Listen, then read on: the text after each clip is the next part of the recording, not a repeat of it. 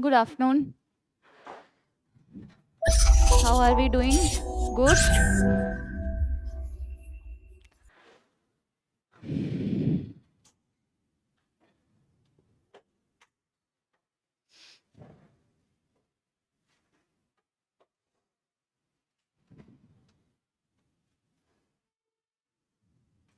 Okay.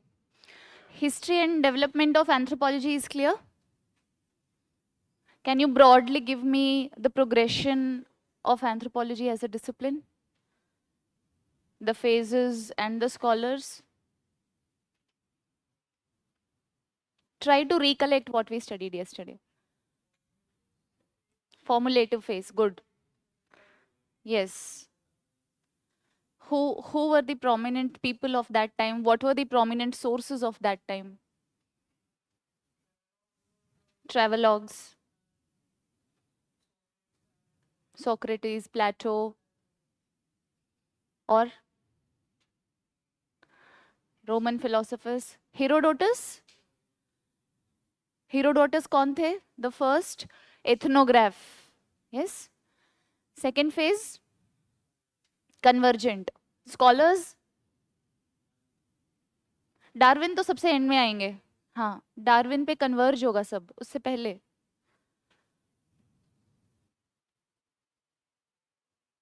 Karl Marx? Yes. Third phase,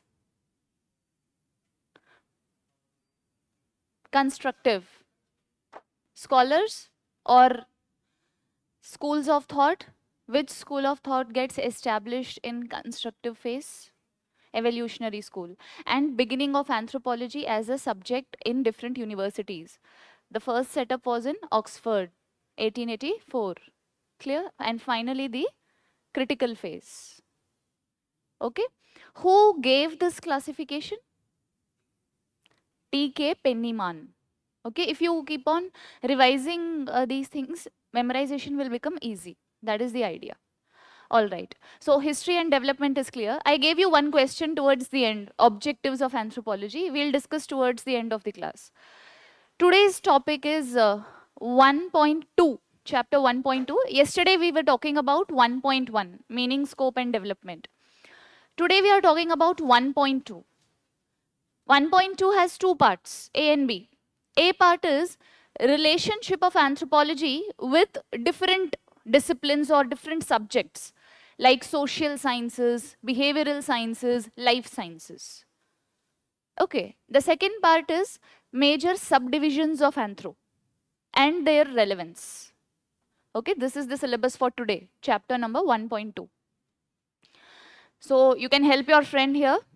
So yesterday we discussed introduction to anthropology. Today we are talking about how is anthro related to other subjects. Okay, and what are the subfields of anthropology. You can ask questions whenever you feel there's a gap.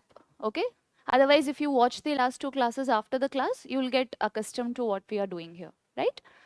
Okay, so if you look at the phrase which we have used, other disciplines, before moving forward, can you tell me which subjects fall under the category social sciences, behavioral sciences, life sciences,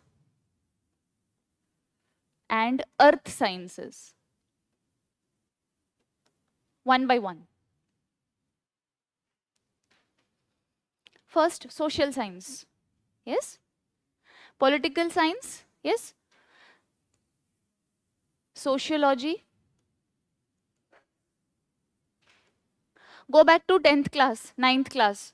जब हम social sciences के बाद different books पढ़ रहे थे ना social science में, history, economics, polity. Yes? So economics will also come here. And the most major one you have left out, relatable. So there are two perspectives to ask this question. First question is, how is anthro related to social sciences? So there I will answer cumulatively, keeping in mind all these subjects, because social sciences is an umbrella term. The second way to ask this question is, the examiner particularly gives me a 10-mark question and asks relationship between socio-cultural anthropology and sociology. So they can ask you specifically also with each of these disciplines, and they can just give this term, relationship of anthropology with social sciences, as a 15-mark question altogether, right? Two approaches. Social science subjects are clear. What about behavioral science? Psychology, which studies the behavior of humans and the patterns of brain, how we respond to certain situations, why certain people feel anxiety, depression, what is the case history, all these areas. What is earth science? Geography, geology. Yes, geology and geography. What is the difference between them? Broad difference.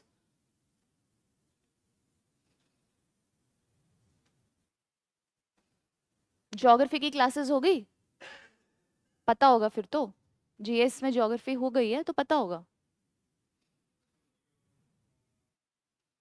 Geology is related to environment, flora and fauna. No. No. Any guesses? Yes. Inside the Earth's crust. Geology, what is happening inside? Mantle, core, these are the areas. We have different rock systems. That is the domain of, yes, that is the domain of geology. Geography is surfacial. Rock formation, Himalayas. Okay, new fold mountains, old fold mountains, volcanic mountains, sea floor spreading, oceans, salts, all these things, right? Salt lakes, etc. Difference is clear? So can you understand there will be different techniques in both these subjects. So in geology, if I have to study inside the Earth's crust, I will study a particular rock and I have to prepare a stratigraphy for that rock. What is stratigraphy? Strata, layer. Graphy, study. Detailed study. So I'll study the layers. If you dig a pit in the garden, गड्ढा खोदोगे तो layers दिखते हैं ना. पहले coarse layers होते हैं, बड़े पत्थर, then smaller pebbles, then finally you'll have very fine kind of a, silt and clay kind of a texture. So the study of those layers is called stratigraphy.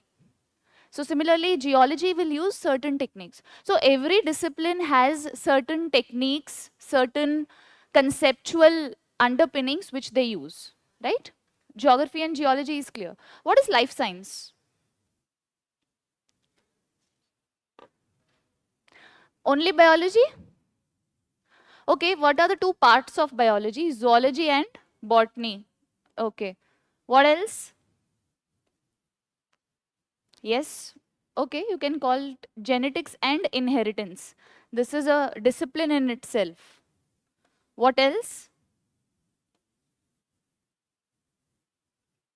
Biotechnology. What is biotechnology? Any examples? Cas9 technique. Very good. Right? So these will come under the life science areas. So broadly, look at the chapter. Yesterday also I told what is the motive for us in the classes, that we have to study every line given in the syllabus so that we have material to write answers on that. So look at the syllabus. Relationship of anthro with other disciplines. Social sciences, behavioral sciences, life sciences, medical sciences, earth sciences, and humanities. So humanities and social sciences to a certain degree go together. Now, medical sciences. What is medical science? Medical science. Study of body, physiology, anatomy. Okay, what is anatomy? Studying the body structure. Yesterday, we were talking about a term called morphology, how your body looks. So, morphology is at the outset. Anatomy is where I study the structure of your body, that how my ligaments and bones are connected to each other, how the blood circulation system is working. That is the part of medical sciences. And the purpose of medical sciences is to study human processes in such a way that they can give us proper targeted treatments. So purpose clear hona chahiye. Life sciences is broad in its spectrum of studying biological processes in much detail for greater understanding. On the other hand, medical science will focus on understanding the disease, okay, in the backdrop of the causes and give the treatment. So, thoda slight difference hai dono mein, okay. Now see, one by one we'll see that how is anthropology related to all these subjects. Yesterday we were discussing the definition and you also wrote an answer why anthropology is called as a holistic science. So keep those keywords in mind. It is holistic, it is interdisciplinary. Therefore, can I say that when archaeological anthropologists are studying fossils, they will use techniques from geology? They will use techniques from history? Yes. But they will entirely not do what geology or history is doing. There is an anthropological approach to using those techniques. What is the goal of anthropology? To study evolution of humans, both biological as well as cultural. So that thing we always have to have in mind. Irrespective of the question they are asking us, we will always write how anthropology is holistic. It is a whole science, whereas all these sciences are atomistic or part sciences. These are keywords which you'll write. Clear? Now one by one we'll look at the categorizations. Okay, so this is how we'll move through it.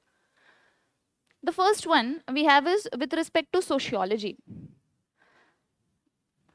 Try to give certain subheadings or pointers on the basis of the differences which you can understand. For example, isko bina dekhe, try to find out in what way is sociology and anthropology different according to you. As per the discussions which we have been having in the last 2 days, you have a certain degree of understanding, right? What anthro is about. So can you give me some broad pointers? Not specific, broad.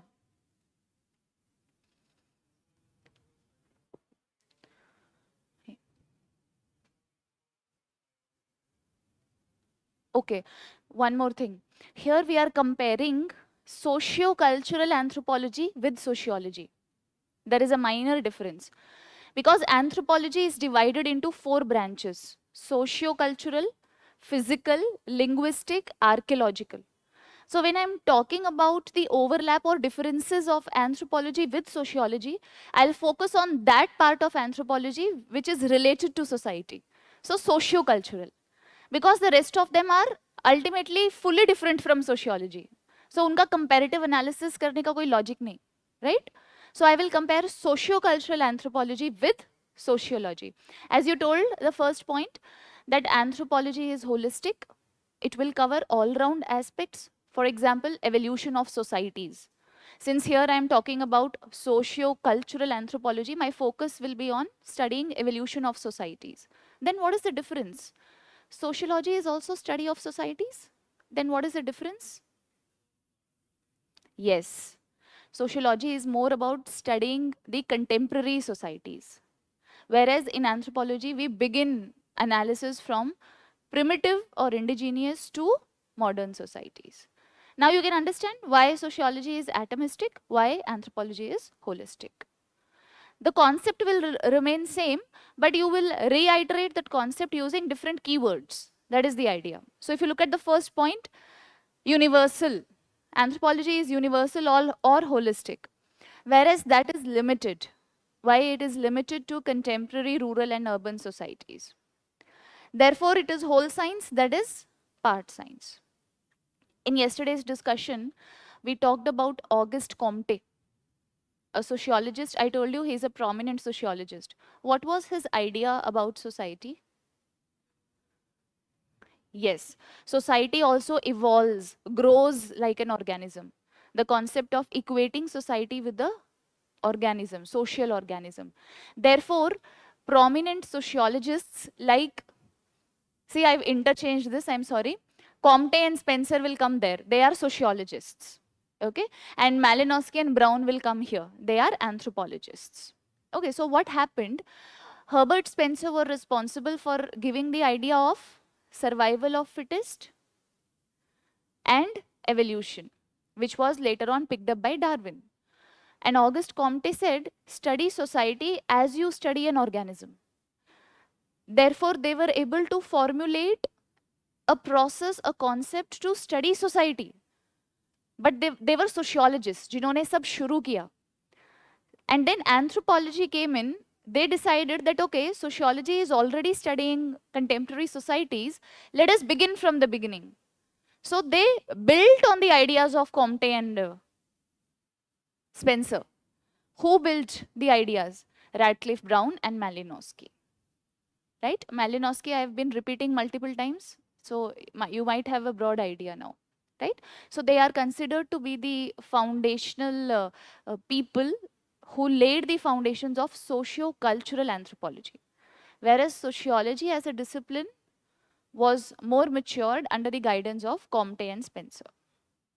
As you will study more anthropological concepts, you will quote the scholars on your own. Okay? क्योंकि तब आपको idea आ जाएगा where we have to write with scholars. Clear? First point is we'll target the arena which is catered by the discipline. Then we'll write the name of scholars. And then we'll differentiate that what was their focus initially when these disciplines began their journey. Yesterday I was telling you how European imperialism had a kind of paradox where on the one hand they were focusing on ideas like liberty, equality, fraternity, and on the other hand they were colonizing colonies and not even giving basic human rights to those people, right? So when sociology began, automatically its focus was to study the industrialized West. You know the reason. Because the Westerners had a ethnocentric bias. They thought that we are the best of civilizations. So when a societal civilization has to be studied, begin from the most developed societies. So they began from industrialized West. Whereas anthropology, I told you, they began from the very beginning. Right? That is the prominent difference. So we are studying both non-industrial societies as well as primitive societies. Okay, this is non-industrial. So this color goes here and these will come here. Next, they are focused on cultural and biological evolution of humankind. Because we believe evolution is not just biological. A human is a product of your environment. We were discussing in the first class that why Muslims bury their dead. Because the geography or topography is such that they do not have wood. So they cannot burn it. Therefore, they bury their dead. Therefore, you are building a connection between the cultural practices and the societal paradigms. Right? Whereas here, we'll only focus on majority factors of human society, like the social factors, economic, and the political factors. Okay? We use the findings of sociology. I was telling you, since anthropology is a new discipline, it will use techniques from every discipline. But the outlook is slightly different, right? So we use these techniques. Sociology believes in studying humans as objects, where humans are nothing but your observatories. You have to observe them, take out information, and draw conclusions. Okay, so this discipline is studying people from far, talking of a broad sample space, and generalizing that theory to everybody. Because they do not have the logistics to engage in participant observation for every community. Okay, I hope you understand this. So generally, yeah? No, it is there, but it is limited. The sample space is limited. For example, if I want to study the social indicators in a district, and I am a member of an NGO, it is not viable for me as a person to go door to door because district में बहुत घर होते हैं. So I will create a sample space. Universal set बोलते हैं उसको. And in that sample space, I will choose 5 families from every neighborhood, from every class, and assess them and then give a result. And then I'll say that this hypothesis is applicable to the entire district at large. This is the broad approach which they are following. This approach is called generalization. Okay, generalization. For example, UPSC wants people who are generalists, जिनको हर चीज के बारे में थोड़ा थोड़ा पता हो, not specialists. Okay, so if you are an engineer who is going into engineering job, then you are a specialist. I hope you understand the difference, right? So it is more of generalization from large data sets. But this is not with anthro. Yesterday I told you, once the age of Renaissance began and colonialism began, the anthropologists from the West, they started diversing in different directions, studying different societies without any logical order in mind. So they did not have a kind of a roadmap that we'll only study the West, we'll only study the East, right? So they immerse in native life. What is immersion in native life? I'll give you one example. Malinowski, अब आपको पता चल गया है नाम, हम 3 classes से उनके बारे में बोल रहे हैं. He studied a certain community called Trobriand Islanders in Papua New Guinea. Papua New Guinea पता है कहाँ है ना? In the which direction of Indian Ocean? West East is opposite. Southwest? Southwest? Southeast? Southeast, okay? Go to the world map and you can point out above Australia and all, we have an area called Micronesia, जिसमें छोटे-छोटे nations हैं बहुत सारे. There. So while he was studying those people, he did not study them like a researcher. Ideally, if we do research, what will we do? We'll go to our target population and we'll ask questions. Asking questions in different formats. Either I'll prepare a questionnaire या सर्वे और मैं उनको बोल दूंगी, जैसे YouTube आपसे बीच में surveys लेता है, how did you find this video? They are trying to garner information from you. So similarly, a researcher has different methodologies of doing research, preparing a questionnaire, having a survey, interview, person-to-person interview, etc. Participant observation is a technique which is very widely used in anthropology, where the anthropologist lives with the native people, learns their language, and participates in their day-to-day life. Chahe festivals ho, death ho, marriage ho, anything, for a long period of time, more than a year, so that you get to know everything and you get to have a emic perspective. What is emic perspective? From the insider's point of view. Because if I'm going as an alien, so people will not approach me because I'm a new person and tribes are always initially hostile. So Malinowski used to spend months to learn tribal language. And then using that language, he used to converse. There's no need of a translator. So when people get familiar with you, because you're speaking their own language, they open up to you. So you get to know the real people's perspective. Therefore, the term which has been used is immersion in native life. In fact, Malinowski also used to be awake at night, and even if any magic practice was going on around him in any garden, he used to listen to that also. So he was totally living with the natives. And he did this for 3 years with certain gaps. So therefore, this is significantly different than what we were discussing earlier, where you are drawing generalizations by looking at a certain sample space. Clear? Immersion in native life, this technique is called participant observation or rich fieldwork tradition. So these are keywords which you will write in your answers, that fieldwork tradition is the sine qua non of anthropology. Participant observation is the hallmark of anthropology. Why hallmark? This method is not found anywhere else. Okay? So immersion in native life is seen here. While immersion is seen, and we are talking about socio-cultural anthropology, are we only studying societies? No. While we are studying societies, we are studying interrelated facets about the societies. What is their culture? What is their religion? Did they always follow this religion, or there were any kind of ancestor worship or soul worship or not? So we also focus on every aspect and try to establish interrelatedness. Okay? So interconnectedness of all aspects of social life is ensured in anthropology. More attention is given to primitive societies. because we have to define societal evolution. And to define evolution, we should have a clear picture of how primitive societies lived. Modern societies are in front of you. Any day you can draw their picture, right? 20 years ago, what America was going through, we are going through it today. So therefore, there are different nations and different cycles and different phases of growth. So more focus here is on primitive ways of life.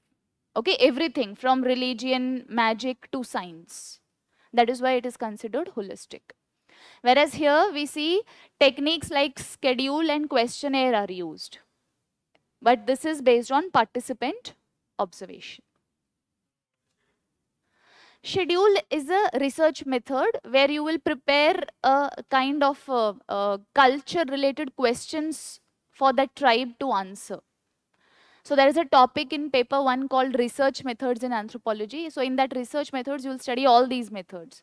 Case study method, interview method, schedule, questionnaire.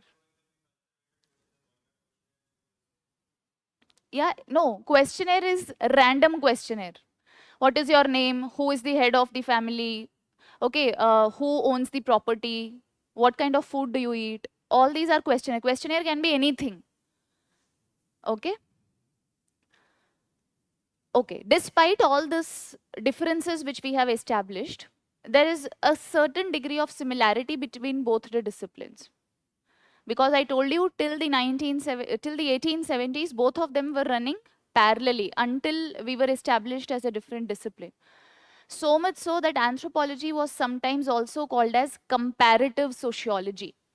Comparative sociology because sociology was studying contemporary cultures and anthro was studying both primitive and contemporary cultures, giving you a comparative analysis of them and drawing a chart of societal evolution.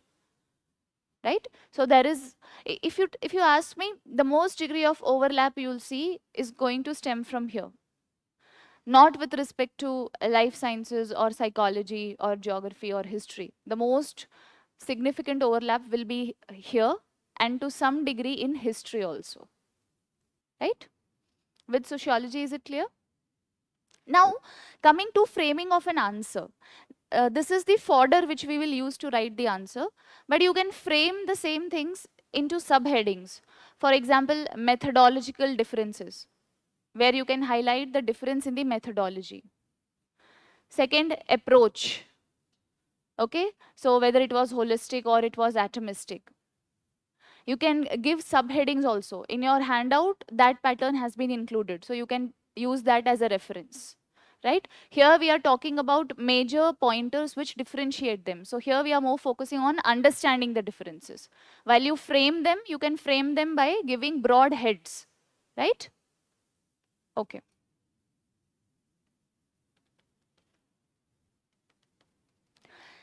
Now coming to economics. How is economics different from economic anthropology?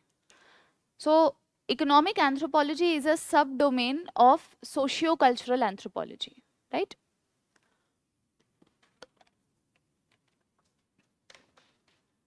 The most two common statements which will go for every answer is this. Scope in terms of holism, atomism and whole science, part science. ये आप हर में लिखो, irrespective of what they have asked, right? Now see, if I talk about economics, the way we study it as a discipline today, you are studying it as a part of your GS subject also.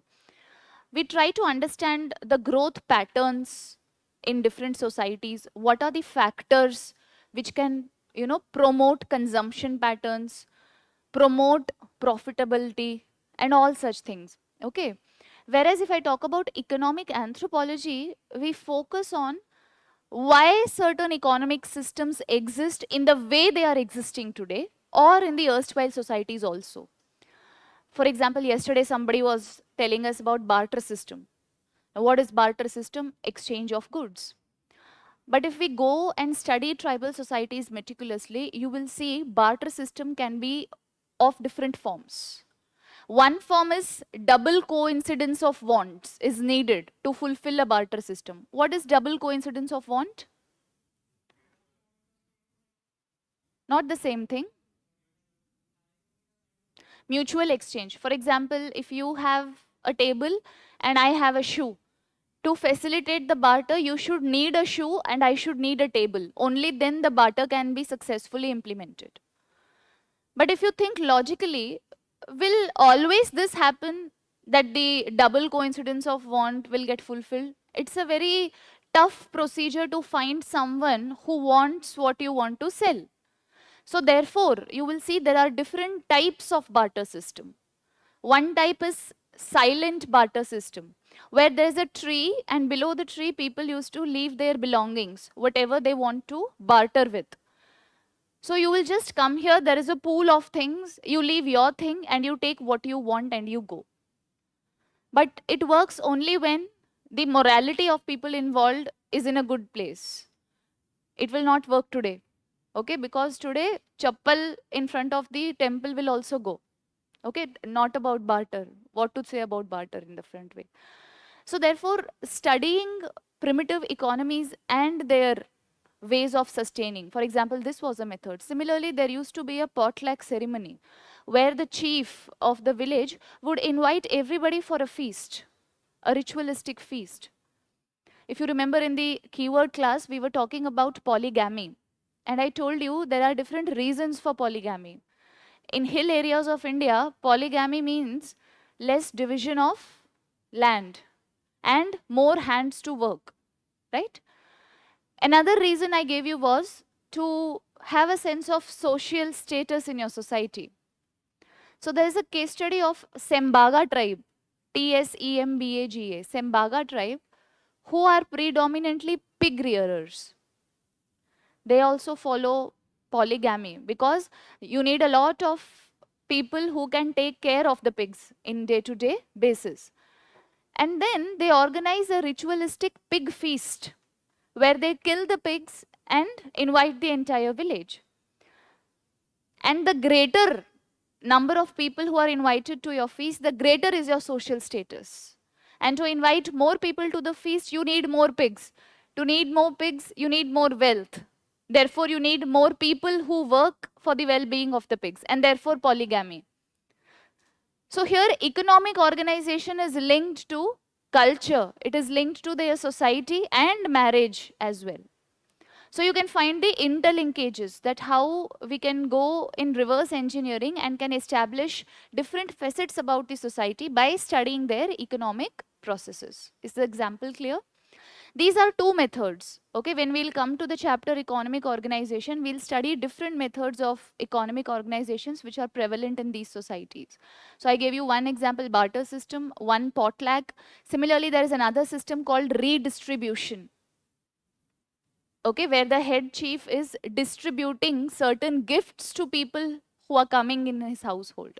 So these were called as methods of economic exchange, which are not prevalent today in modern societies, right? So this is a very big, huge difference between economic anthropology and economics. First 2 points are clear, no need to repeat them, yes? Okay. How economics is rooted in traditional values? This is the question that economic anthropology tries to answer. So as I told you, there will be a traditional value of why cow is sacred in India. There is a traditional value, it is a social capital, it is helping in rural economy. So you go backwards into the reasons why a particular economic system is in the place where it is today, right? Economy here is talking about interpersonal relationships also. For example, what happens when redistribution and potluck ceremonies are organized? There is a ritualistic meeting of people across the village. You know, people are invited, they intermingle, they meet, they get to socialize. So it's much more than economy. Okay, it creates a sense of solidarity between a person who has a lot of wealth and commoners. Okay, so it helps us study intersocial and interpersonal interactions also, not just ways to make money. Okay, so this point, building interpersonal relationships. On the other hand, modern economics is about studying consumption patterns, studying profit maximization, how to use labor, land, capital, entrepreneurship to extract the the more outcomes in terms of GDP. Yes, that is what economics is about. It is formal. Yeah. Yes.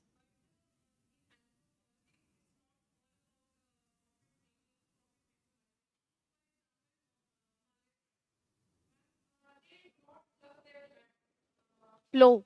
Okay, they do not plow their land.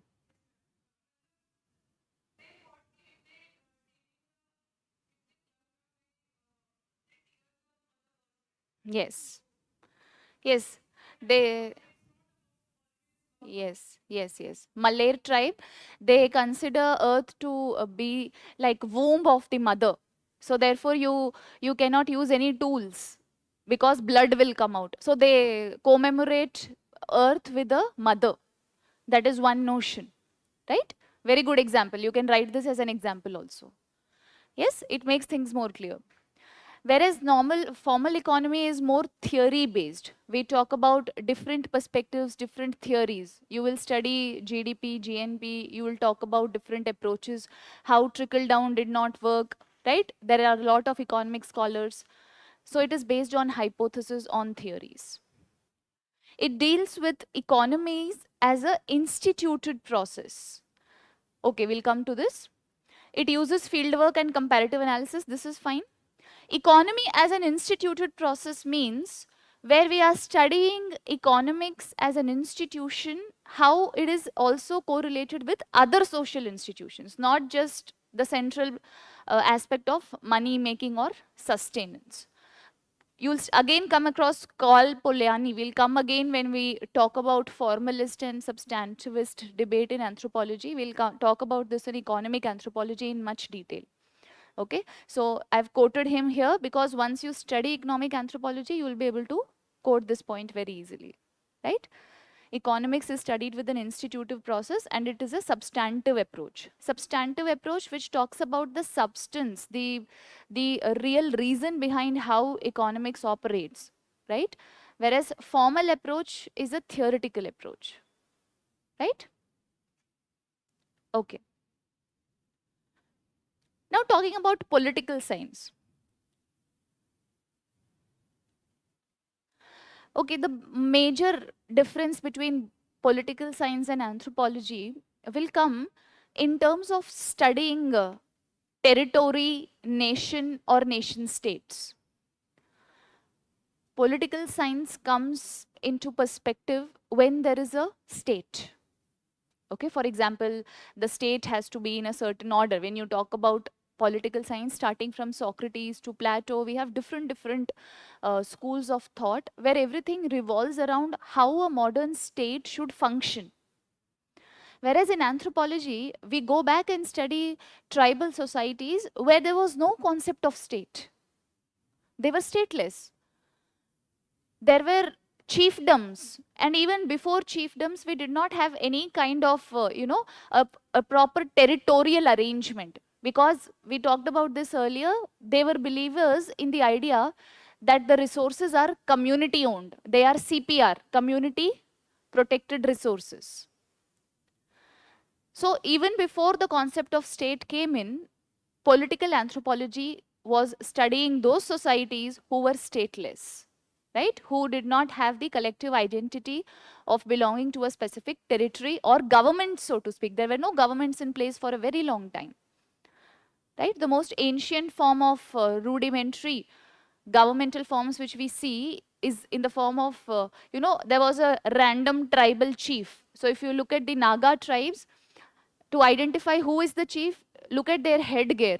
The one person who's wearing the most elaborate headgear, and they'll have a big horns on the crown, he'll be the chief, because they are head hunting tribes. Remember in ethnic conflict we were discussing that how Kuki and Nagas are head hunters.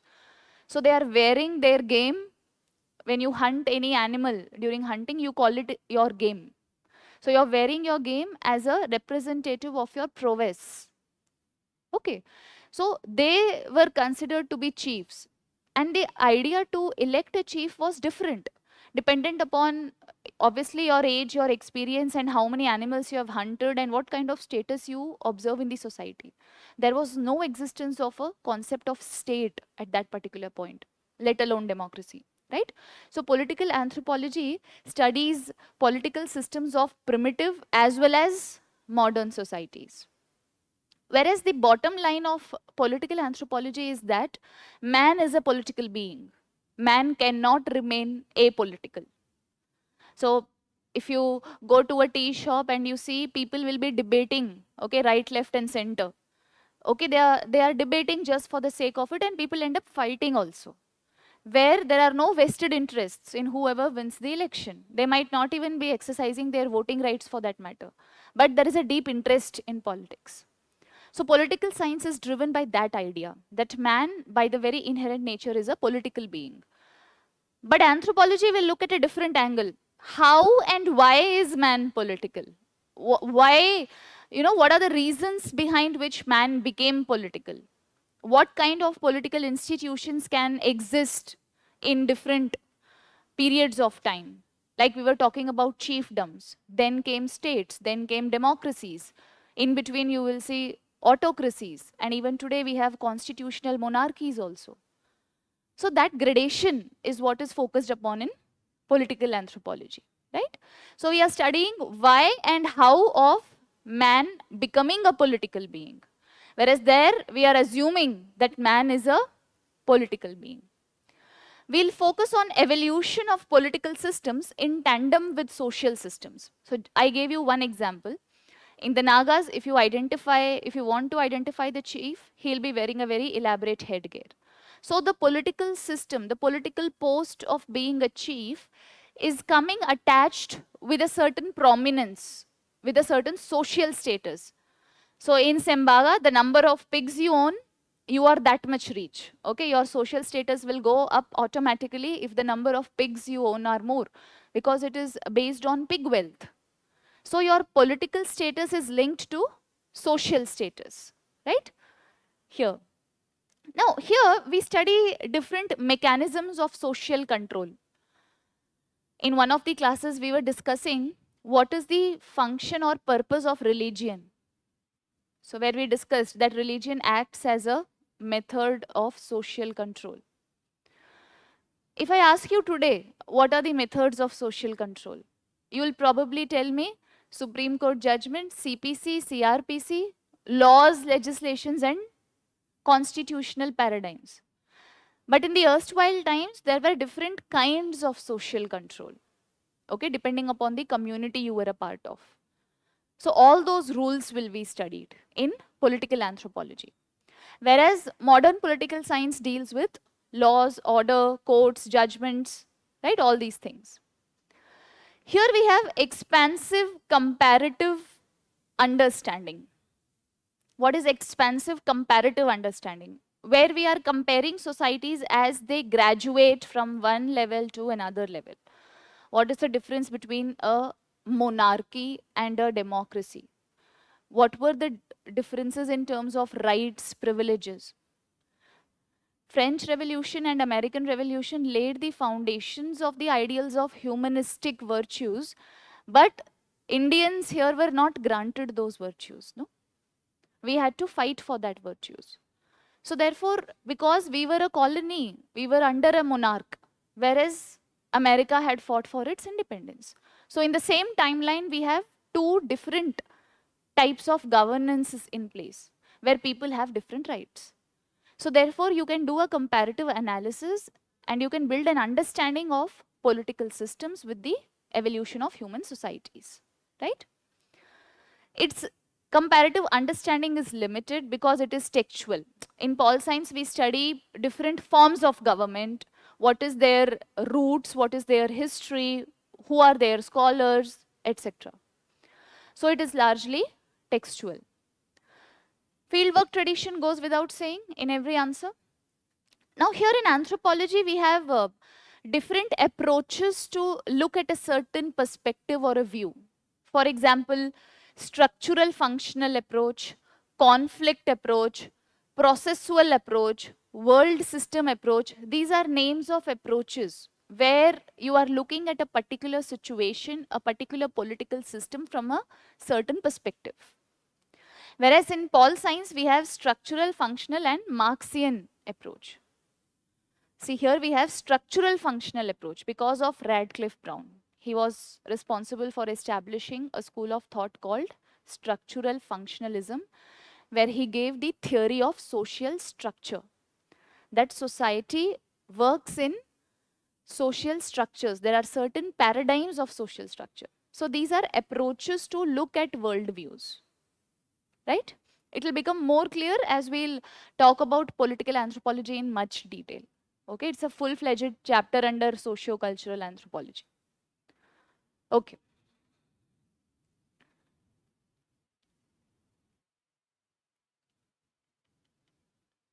Now coming to history. What is the broad division, broad difference with respect to history and anthropology?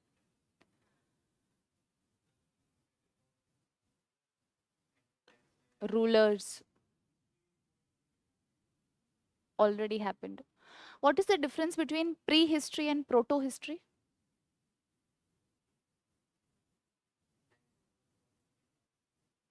In which era? Then what is pre? Study of fossils. Yeah? What? Archaeological anthropology? No, that is fine. I'm asking what is the difference between prehistory and proto-history? Yes. See, there are two perspectives or two forms in which we study archaeology or history. There was a time period when cultures or civilizations existed, but there was no written record. वो भी cultures थे, वो भी civilizations थे. That is prehistoric period where we do not have, it is a phase in history where written evidences are not available, but fossils are available, art and architecture is available, skeletons are available. So we have to reconstruct the past by looking at the fossils. After that, we have a phase, proto-history and then normal history. So for example, Indus Valley civilization, we have a language, but we are not able to decipher it. We are not able to use it, right? But there are certain inscriptions which we know. For example, the Ashokan inscriptions, right? So history happened in different phases, and more often than not, classic history deals with written evidences, something which is present in front of you on the basis of which you can come to a conclusion. Whereas in anthropology, we call anthropology as upside down history. Why? Because anthropology is studying present cultures also and then looking at past and trying to connect them, that how they evolved. So we are reconstructing the past on the basis of present evidences. Yesterday I gave you a case study for this, the IVC skeletal case study. Okay, by looking at the skeletons, we were able to ascertain that the societies were probably matriarchal. We do not find any written evidence. We are not able to, decipher their language, but still we have certain conclusions about the societies. No, there was a kind of a division, the high settlements and the low settlements. There were factories, warehouses, workers. How do we get this knowledge? On the basis of observation of the fossils. So history is studying the past with a certain methodology. Predominantly, history follows the three-age system, dividing the history of Earth into ages: Paleolithic, Mesolithic, Neolithic. So it is studying the past societies and coming towards present societies. What is anthropology doing? Present to past, drawing the evolution. So therefore, it is also called as upside down history. But however, since we also have to study fossils, we will use tools, information, artifacts, analytical methods which are used by historians, right? So history is reconstructing past to present societies, and it broadly studies the earth into ancient, medieval and modern phases, and it is more concerned with the written evidences. Whereas here, we study present cultures and peek into the past cultures, reconstruct the past cultures, right? Also, there is focus on societies who have no written evidences. What if a society has no written evidence but some pictographic representations? Like Harappan seals were found in Mesopotamia. So an example that yes, there were trade relations, right? It is a holistic science because an artifact tells you about economics, tool technology, housing patterns, everything. What is an artifact? What is an artifact? Tools?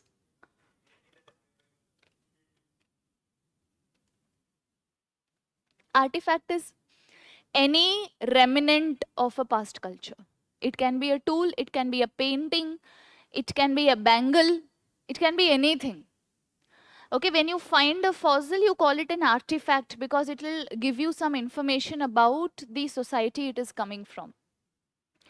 And in archaeological anthropology, we are not just focused on finding the fossils and dating them. We will try to reconstruct their societies, housing patterns, everything by the analysis of the fossils. But how are they similar? Both of them use fieldwork tradition because you have to go to the site if you have to study the fossil. So this is the similarity between them. History is multi-dimensional because in history also you will study. When you will study ancient, medieval, modern, you study the scholars, features, social, economic, political features, position of women, everything. So therefore both of them are multi-dimensional in their perspective or world view, right? And the facts are relative and subjective. Why are facts relative and subjective? Because there will be certain gaps in history for periods where there are no fossils. So what is happening with the Neanderthal? The debate between Neanderthal and Homo sapiens and Denisova and Homo sapiens is because there is a certain gap. We are not able to connect the dots. The day there is a new fossil, we'll change the entire story. Yes? So history is subjective to the finding of fossils. So it is subjective and relative.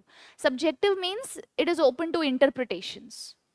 If you view a tool and I view a tool, we can have different interpretations with respect to the same tool. We can employ different techniques to date the tool. So therefore, yes, anthropology is going to use historical or archaeological dating techniques, carbon dating, fluorescent datings, C14, everything, dendrochronology. There are different types of dating methods to ascertain the age of a fossil. So to ascertain the age of a fossil, I will depend on history. I will depend on archaeology. Clear? So to that degree, both of them have a certain common sphere of influence. Fine?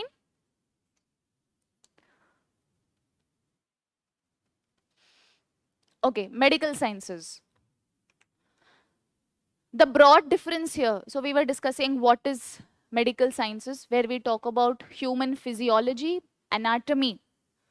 These are biological, so to speak, medical terms, where we talk about the structure of human body and the functioning of human body. How is it similar to anthropology? So obviously it will be similar to physical anthropology. That much you will get, right? Physical anthropology, first 2 points are going to be same. Now what is the broad difference here? Modern medicine is based on modern findings, medical practices.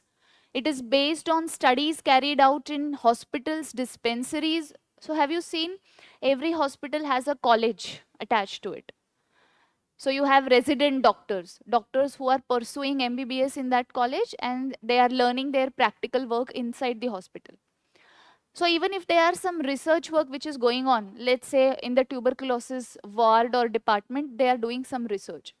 So when they do the research, the outcomes of research are based on the study done in hospitals. It is not based on the prevalence of tuberculosis in some other part of the country or in some other period of history. So modern medical science is limited, both in its approach as well as in its treatment methodologies. Modern medical science does not believe in Ayurveda. It does not believe in indigenous medical systems. It does not believe in priest, magic, witchcraft, etc. It might not even believe in medicinal properties of haldi. unless it is patented and researched by them. So medical sciences, though the idea of both is same, to delve on treatment avenues available for human beings, but the way in which they address the society is different. In biological anthropology, we are much more interested in studying the pattern of epidemics or pandemics. For example, if there was a COVID pandemic last year, as an anthropologist will also try to dig into history. When was the last time similar kind of a pandemic at similar scale happened? How many people died? What were the reasons? Not biological, but social reasons. No? Which part of the society is more vulnerable to infections? Which part of the society does not have health insurance? Okay, who are not ready to get vaccinated? For example, tribal people. Okay, if you go to Bihar, Odisha, you have a tribe called Orao and Mundas. They don't believe in modern medicine. They don't, even for pregnant women, they don't take the routine tests and vaccinations also, because they believe that the injection will kill their baby. And they don't even opt for institutional deliveries. So ultimately, they are outside the scope of vaccination. One alternative approach which the government is trying to float there is edible vaccines. What is edible vaccine? Yeah?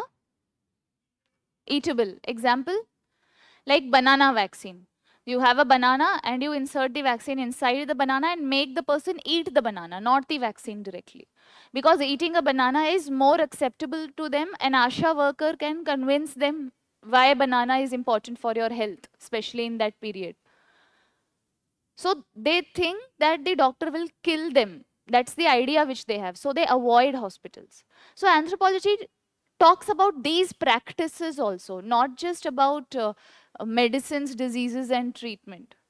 The scope of anthropology is wide. Have you heard somebody saying back in the villages and all that if they have an infection, तो वो कोई झाड़ा लगवा लेंगे तो ठीक हो जाएंगे? Right? They have that mental belief system. And sometimes if you ask the person, if you call them back, वो बोलेंगे मैं ठीक हो गया. So probably it's more related to psychological wellness. कि एक बार मैंने करवा लिया तो मैं ठीक हो ही जाऊंगा. So medical science does not believe in these things. It will not study them also. It will not take the effort to go and study it, irrespective of the validity of the claim. So physical anthropology is wider in that scope. It will also study the impact of religion, witchcraft, shaman or a priest. Okay, sorcerer. Who is a sorcerer? Harry Potter is a sorcerer, right? So we have wider interpretations there, right? So you can understand this. We focus on indigenous medical techniques. Oh, you want the fan to increase the speed? ठंड लग रही है.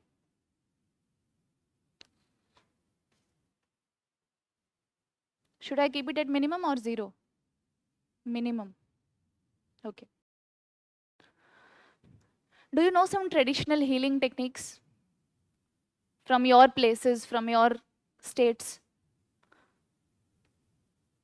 No? Some turmeric, very common. Neem, antiseptic. Dettol लगाने की बजाय नीम को कूट के आप लगा सकते हो. तुलसी, चाय, very good. Giloy, yes. Aloe vera, yes. So these are all traditional, I will not say healing techniques, these are preventive strategies where we are not allowing the infection to occur to us. We are trying to protect our body from it, right? But medical sciences will not recognize these. Medical science kicks in when there is a deficiency or there is a disease. Okay, similarly for diabetes, according to medical science, the only resort is where you get insulin shots. Okay, but there's another perspective to diabetes where you try to bring your sugar levels back to normal by changing your dietary habits, right? So there can be different approaches, okay? So it focuses on indigenous medical techniques, both medical as well as non-medical aspects. If we go in a hilly area and if you go trekking there, and on the way, if some pricky plant kind of rubs on your skin and you suddenly get a blister or an outburst, the traditional people will know the antidote to that plant. They will rub another plant and the effect will get neutralized. So that thing we'll not know. So that kind of knowledge is called indigenous or traditional knowledge. It's also called TK. It's a part of bioethics, okay, where we cannot patent them also, but they have to be conserved or preserved also. This is one of the ideas, that if the tribal populations die as it is, we will lose on languages as well as the traditional knowledge. So anthropology focuses a lot on indigenous healing systems and traditional knowledge specifically.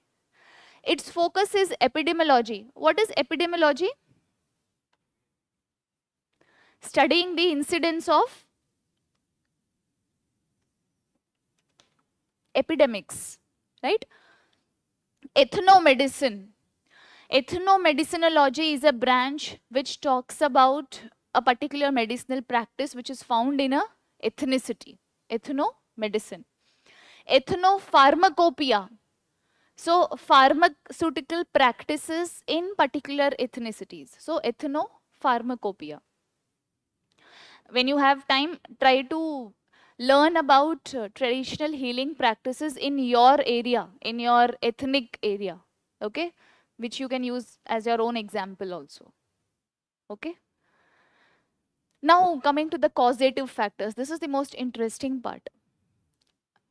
Medical science believes the causative agents for a disease can only be two. One is emotionalistic, the psychological approach we were talking about. If we think there is a headache, I think there is a headache, by evening I have a headache. The second factor is naturalistic factor, which is because of a kind of a biological phenomena. Suppose an antibody invasion in my body, or some ant has bitten me, anything. So medical science believes in two parameters, emotionalistic and naturalistic. Whereas here in anthropology, the causative factors are three. Personalistic. Some person has tried to cause harm to you. Have you seen that witchcraft tendencies? किसी photo के ऊपर pin लगा रहे हो तो उस person को दर्द हो रहा है. That's a degree of black magic. Yes, black magic. So it's a purview of here physical anthropology, where you're studying religion in tandem with biological aspects. Okay, so personalistic approach is also inculcated, where the role of shaman and sorcerers comes in. Shaman is a priest, a head priest. Sorcerer is a magician, and witch is a female magician, so to speak, right? Heed to local experts. Who are local experts?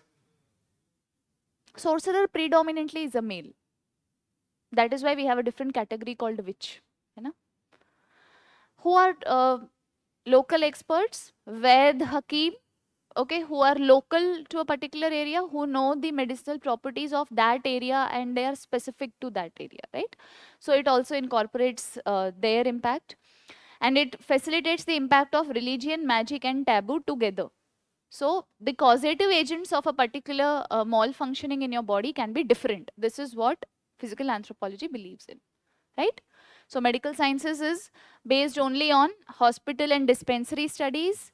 It will believe only specialists and surgeons. You cannot say that, sir, I took a Ayurvedic medicine. They will say, we don't believe in Ayurveda, so we cannot gauge that how much improvement has happened. तो वो जो आपने दवाई ली होगी, उसका effect null and void. It is zero. They will start from beginning, irrespective of the state you are in, because they don't believe in that practice, right? Okay, but these are the similarities. Both are focusing on the medical systems of human bodies, and both are believing in ideas like blood groups, genetics, biotechnology, etc. Okay, genetics, the principle of variations, okay, inherited disorders. So if you, yesterday you were talking about sickle cell anemia.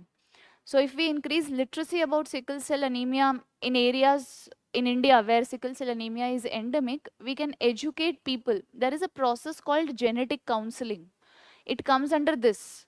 Genetic counseling, where you can tell people about the probable genetic disorders their family can have because of them having a disorder, right?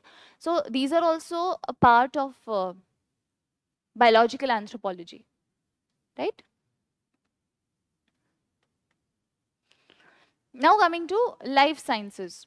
What is life science? Zoology, botany, marine biology, microbiology, where we are talking about any organism which is living and the study of that organism, right? That is what is life science. Whereas in anthropology, we are using certain facets or certain concepts from life sciences. Like we talk about cell division, we will talk about what is cell cycle, what is what is mutation, what is gene. So the other day we were talking about an example of gene therapy. So gene is the part of biology, gene therapy is a part of biotechnology.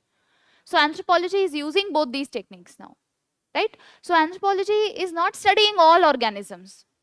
It is only focusing on humans. So while studying humans, whatever technological needs arise from the biological framework, they are used here, right? So it is related to biology, genetics, anatomy, physiology. Old physical anthropology. Now see, you will write a short note on new physical anthropology. ये आज का homework है, कहीं पे right side में लिख लो. New physical anthropology as a 10 marker, 150 words.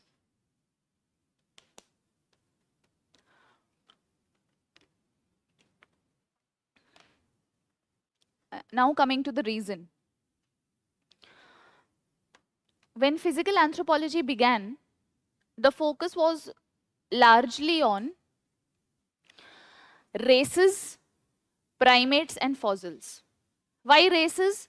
Because go back to yesterday's story. When anthropology was beginning, there was a huge Eurocentric bias.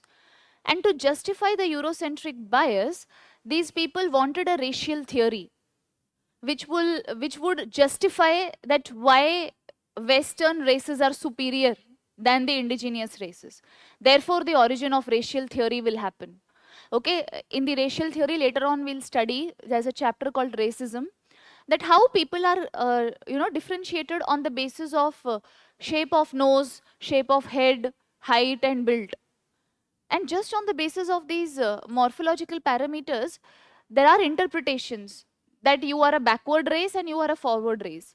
So Africans were put in the most backward category, the negritoid race, whereas the Western people were put in the most excellent race. So initially, when anthropology began, since colonialism was on the agenda and white man's burden was the talk of the town, old physical anthropology focused only on these three parameters: how to racially classify humans. And later on, you will understand race is not a biological concept. Race is also a social concept. Because biologically, we are 99% same. How can you differentiate people on the basis of, see, having different nose type? It is a morphological parameter which is created by humans to differentiate race and to validate different hierarchical ideas in society. So till now, Africa is not, able to get rid of that negritoid agenda. Even Indians consider Africans to be, down in terms of, downgrade them in terms of racial parameters. You will see a lot of African students here in different universities, right, who face a lot of social stigma, just as we face stigma in the West. So it is a cycle. So initial focus was only on three things: race. Why? Because they had to justify the white man's burden or the colonial supremacy. Second, focus on primates and fossils. Why? Darwin. The central idea which they wanted to prove was human evolution. And where was it going to come from? If we know the fossil evidences and we are able to draw a line of connection between how primates and from the earlier primates we evolved. So that is why it is called old physical anthropology, where focus was highly on theory and on these three paradigms. Later, after the 1940s, we see there is a paradigm shift in physical anthropology, where anthropologists now try to focus on applied aspects also. For example, DNA fingerprinting. they decided to go out of the realm because now human evolution has been proved, primate fossils are there. Racial theory is controversial. It is still a big controversy. You can study about race from Ember and Ember. It's a beautiful description there.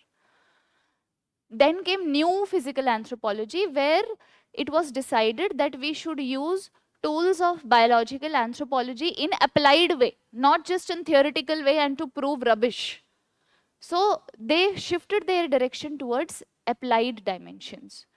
Anthropometry, nutritional anthropology, epidemiological anthropology, ergonomics. So all these are branches of new physical anthropology, or how we were focusing on applying biological anthropology to our daily life. Is it clear? Okay. So this is simple. There you will describe what is life science, what are the subjects which are studied.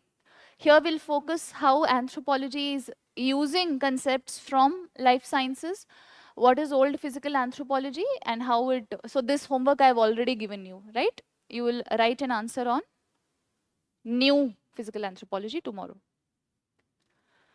Now coming to earth sciences. So largely we have answered this question. Earth sciences comprise two major disciplines, geology, geography. Geology, what is going inside earth. Geography, what is going on the surface of earth. So there are different techniques which exist in these subjects, like stratigraphy, I was telling you, the study of strata or layers of rocks. Pedology, study of soils. Petrology, study of rocks. Igneous, you have studied all these things, right?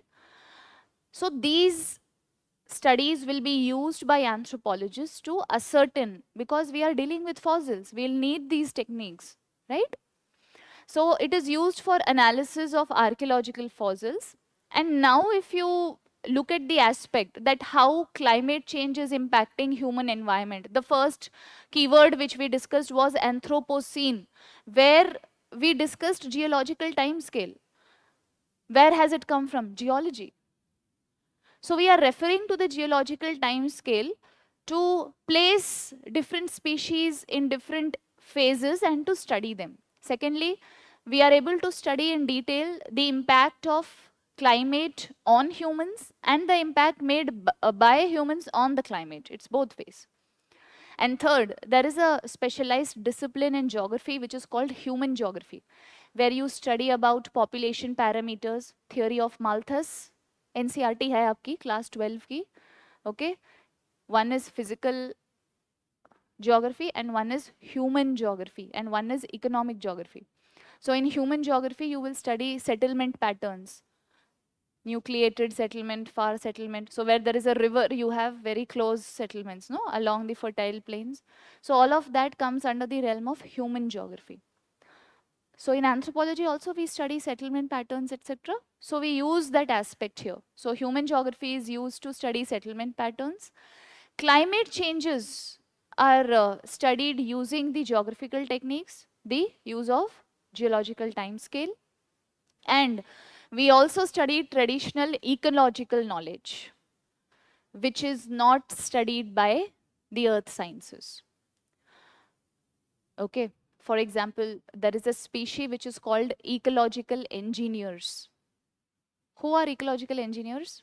Which animal is ecological engineer? Yes? Birds. Ecological engineer. Earthworms are natural plowers. Earthworms kind of reinvigorate the soil, make it more fertile. Ecological engineers, read about them. These are traditional ecological practices. This will not be there in a geography textbook. This is what I'm saying. That domain of anthropology is much more broader. Have you seen Narnia? The answer is there. So there are small two species who help that little girl through the forest. So they are ecological engineers. You find out about them. They create check dams, small dams. Okay. Okay, so they study traditional knowledge, whereas earth sciences is entirely focused on either studying what is inside earth or what is going on above the earth, right? What is common? Studying human impact on environment and studying cultural heritage. That is common. That is the answer. Beaver. वो beaver ही है जो Narnia में मैं बात कर रही हूँ, beavers ही थे वो. Okay? Yes, beavers. Okay. Differences are clear? Clear? No doubts here. As we keep on studying more topics of our syllabus, you will be naturally, accustomed to write more scholars, more references in these answers. Okay, since we are just beginning, we are trying to highlight what we know. So to answer your question, you had to write an answer on objectives of anthropology. Okay, what are the objectives? Can you broadly outline? Give me a structure, not detail, structure. Or you have made any sub points.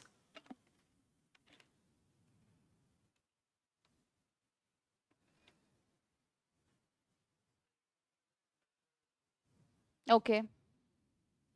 What else?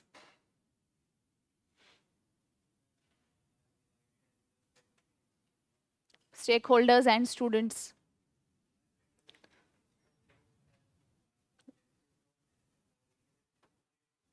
Okay. Ah, it is fine. Understanding ourselves. Okay. Okay. Can I say it is trying to reinvigorate the spirit of cultural relativism? Fine. Understanding other cultures, understanding human evolution. What else?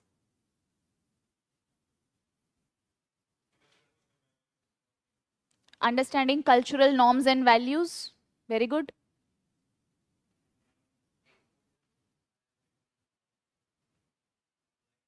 Applied anthropology, business anthropology, action anthropology,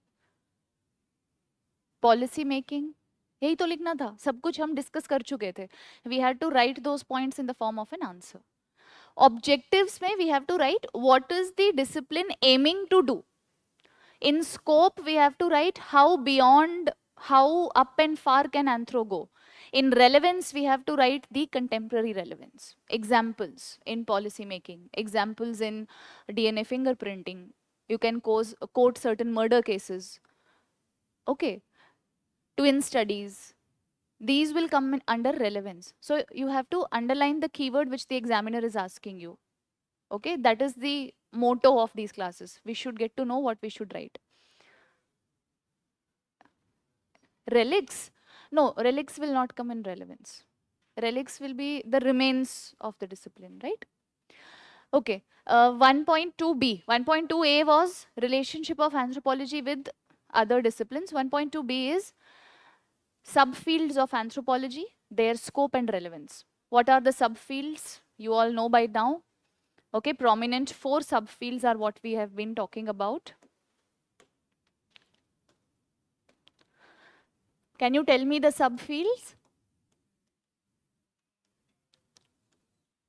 Yes, we'll begin with physical or biological, socio-cultural, archaeology, linguistics, right.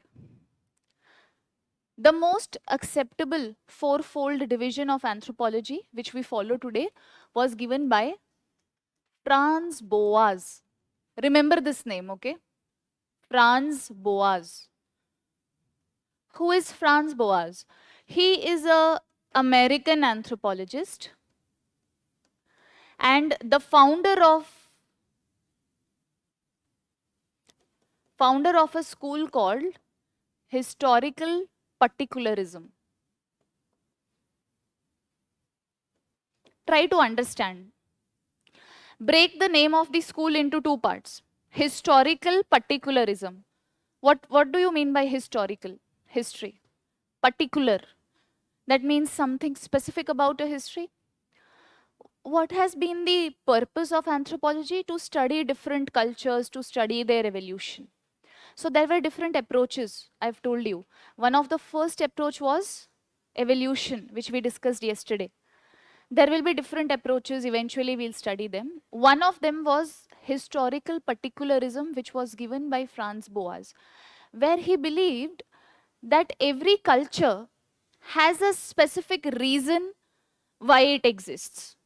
There is a specific reason in history, there is a specific reason in its ethnicity, in its geography, because of which it exists. Basically, he was substantiating the idea of both cultural relativism as well as fieldwork tradition. That you go out there and study every culture in detail and ascertain what is the history of that culture, what is the relation of that culture with other societies. So he was, if you look at different books now, you will see there are multiple classifications of subfields of anthropology, but this classification is the most accepted one. That is why ever since day one, we are using this classification.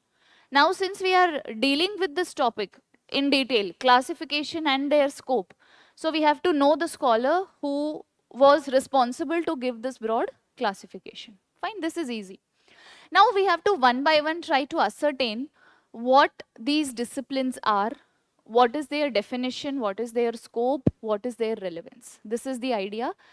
And any day they can be a 15 marker in our exam. Okay? So let's begin the discussion with socio-cultural anthropology. Socio-cultural. What is socio-cultural anthropology? Let us try to understand this in a better way now. What according to is socio-cultural? Yes?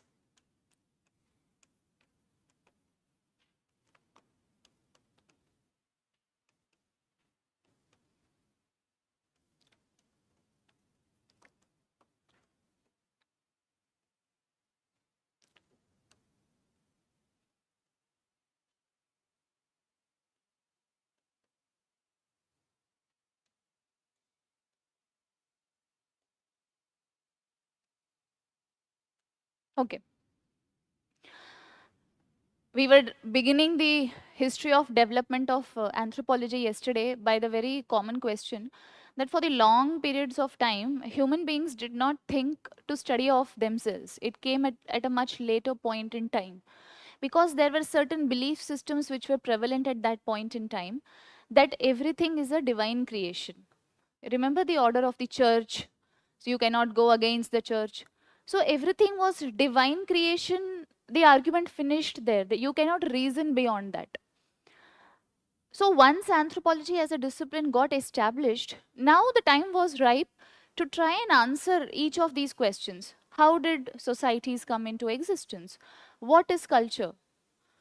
And how are we people living differently? If we belong to different cultures, we have different habits.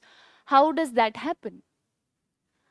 So when the question, came beyond the idea of divinity, these questions were answered one by one. And it was not always that this branch was called socio-cultural anthropology. The initial findings were more social, but then came the cultural perspective also. For example, let's talk about a most common thing, food. We have different notions on food. What do we eat? What should we eat?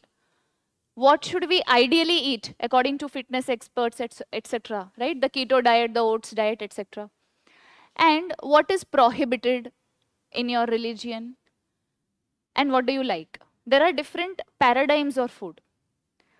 For example, certain cultures eat dogs. Certain cultures eat snakes. Certain cultures eat live insects. Okay, in southern parts of India, you will see people will roast that dragonfly, which occurs in monsoons for a brief period of time. They'll roast it and they'll eat it with these rice puffs, which are called pori. Okay, they just mix it and eat it because they are considered to be rich in protein. Okay, whereas somebody from other part of India will think that these people are hunting insects and eating it. So they are a product of different culture. Dragonflies exist here also, but we are not using them like that. So different cultures, different perspectives. Until now, we have learned the approach that we have to follow the approach of cultural relativism, which is the hallmark of anthro. Therefore, whenever we encounter any new practice, the first reaction should not be of disgust. It should be of respect. Okay, in China, people are eating alive animals also, right? So food is the most basic example. It's not a laughing stock. It's reality. In their marine markets, you'll see they are not selling dead animals like we do.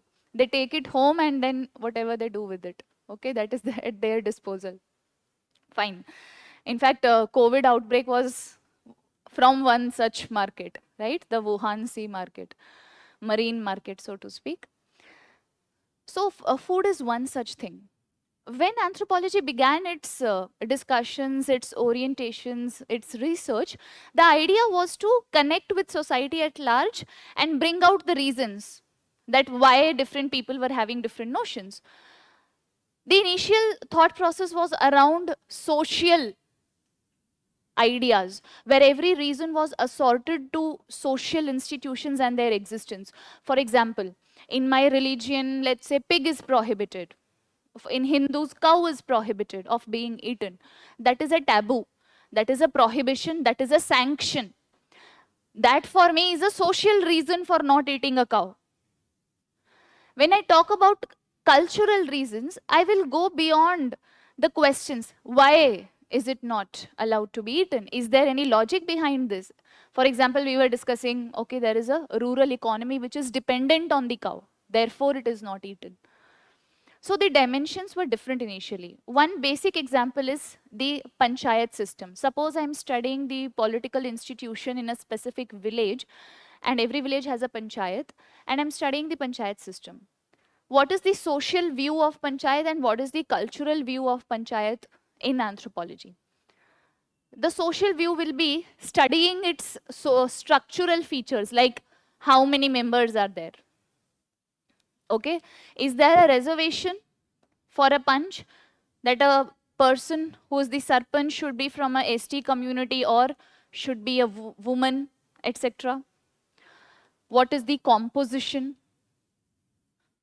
All these are structural reasons or structural factors responsible for the functioning of panchayats. When I talk about cultural reasons, I will focus on how effective is panchayat. Are women really spearheading? So do you know the concept of panchayat pati? Yes, panchayat pati pata hai? Okay. Third, what is the power dynamics or the power equations in the panchayat?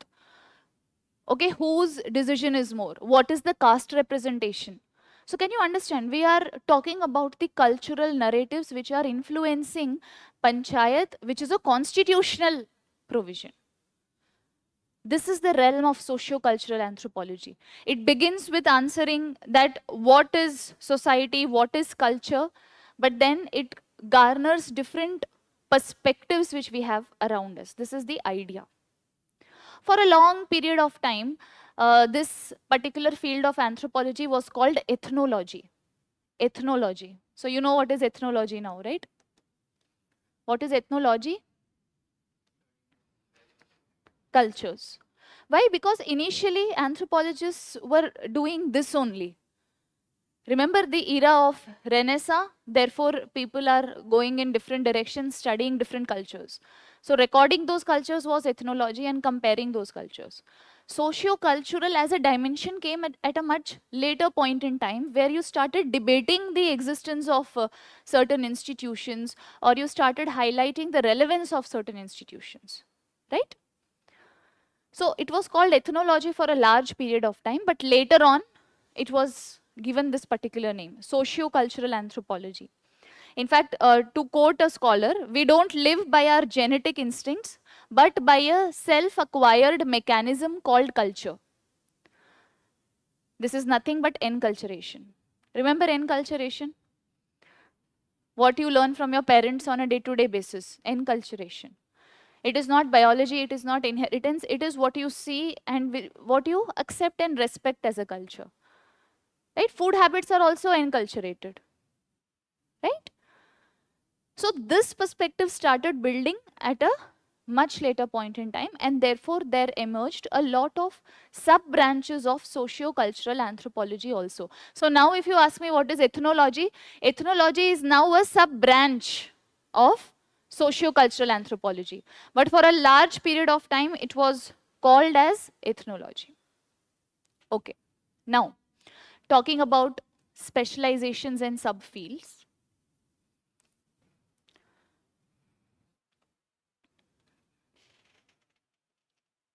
So I'm using certain keywords here so that you can gain an understanding of it. Second objective of socio-cultural anthropology is related to ethnology, but how is it different? To learn different oral traditions and folklore cultures. What are oral traditions or folklore cultures? Which is not codified anywhere. Oral tradition इसीलिए बोलते हैं उसको. So if your grandmother has told you a story about the establishment of your village, that okay, that person was responsible for the establishment of this village, then the lake was created and agriculture began, etc. So that is a oral tradition, it's not written somewhere, right? And when anthropologists go on fieldwork traditions, they focus on these traditions because I told you the reason being these are ones which can be lost very easily, right? You can also say that this is the methodology which focuses on this apart from fieldwork. Then we have branches like economic anthropology. We have political anthropology. Simple, studies economic systems and studies political systems. We have a detailed cultural studies where we focus more on social norms and customs, taboos, local rules of punishment. If you today also if you look in village structures, you will see they are not much into habit of giving punishments according to the constitution or rule books. There are certain village based punishments also which is considered to be justice immediately. So these are the branches depending upon the subject they are catering to. Now talking about scholars. So if you remember yesterday I was telling you Comte and Spencer, who are largely sociologists, but whose perspective had helped a lot in building anthropology. They are not anthropologists. One French scholar who has influenced anthropology significantly is 𝐒𝐻𝐫𝐢𝐻𝐿 Durkheim. However, this person is also a sociologist. But the influence of 𝐒𝐻𝐫𝐢𝐻𝐿 Durkheim is more. And who are the foundational people of socio-cultural anthropology? I've told you already. Malinowski and, try to remember names now, Radcliffe Brown. Malinowski studied Trobriand Islanders in Papua New Guinea area.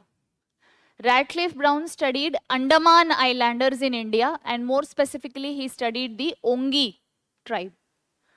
Radcliffe Brown studied 𝐂𝐚𝐺 tribe. This much you can remember. Now shall I tell you the schools of thought they belong to? Malinowski belongs to functionalism or functionalist school of thought. And Brown belongs to structural functionalism. Okay? Structural functionalism.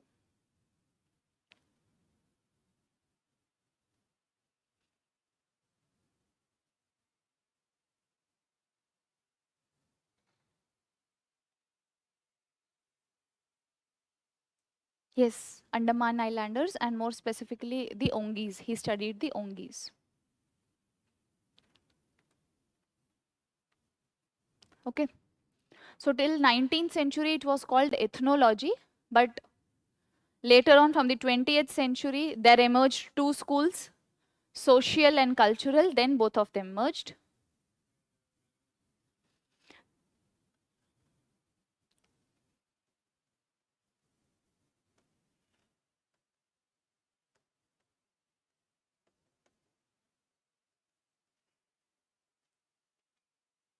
in Papua New Guinea.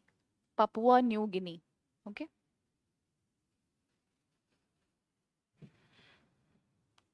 So in 1953, this branch merged, social and cultural, they merged to form socio-cultural anthropology. Earlier, in the 19th century, it was called ethnology.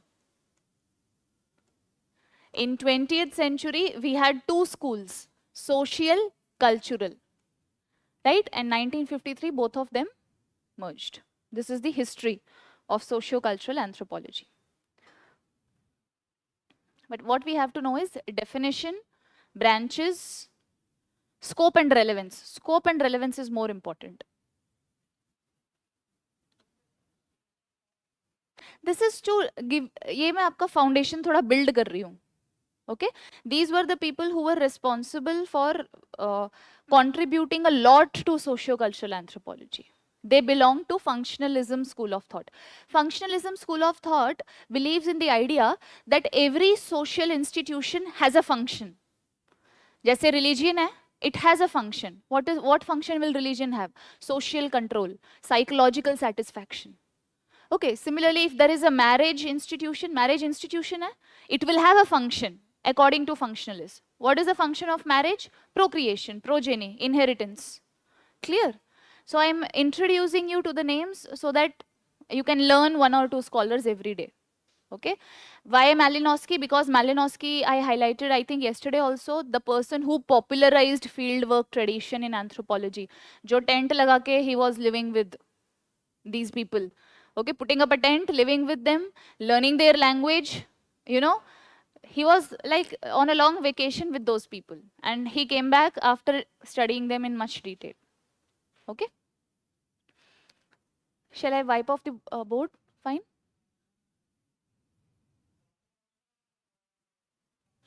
Yes, both of them belong to functionalism, but there is a slight difference in their idea. So Malinowski is called functionalist, Brown is called structural functionalist, because he focused more on the structures of society. Okay, we'll talk about functionalism very much detail. Okay, it's a very big school of thought, and we'll talk about it. Don't worry. Fine, everyone?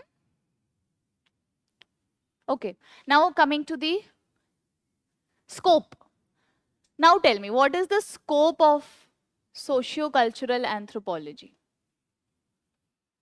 What is the scope? So I told you, scope means what? What is the ambit of this discipline? Ambit means what? What subject matter can it study? That is what scope means. Okay, what is the scope? Now tell me. Manage kinship. Yes, study marriage kinship. Acha, okay. Okay, studying different type of marriages and kinship patterns. Do you also have examples? चलो कोई बात नहीं. Okay.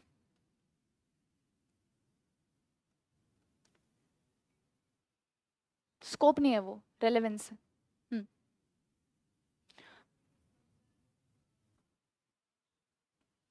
Studying culture. Ethnology?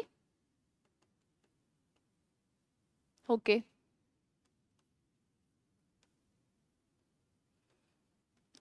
Okay. Economic anthropology? Political anthropology? This is the scope. Can we give some examples now? We'll try to give the examples. Okay. नहीं, socio-cultural का scope बता रहे हो ना?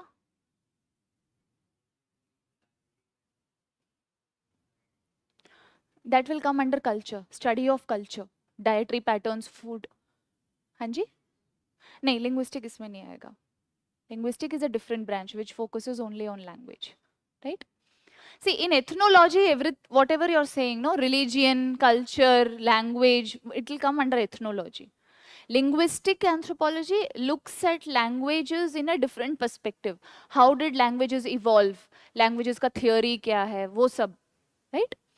Okay, I was giving you an example here. So I'll give you an example here.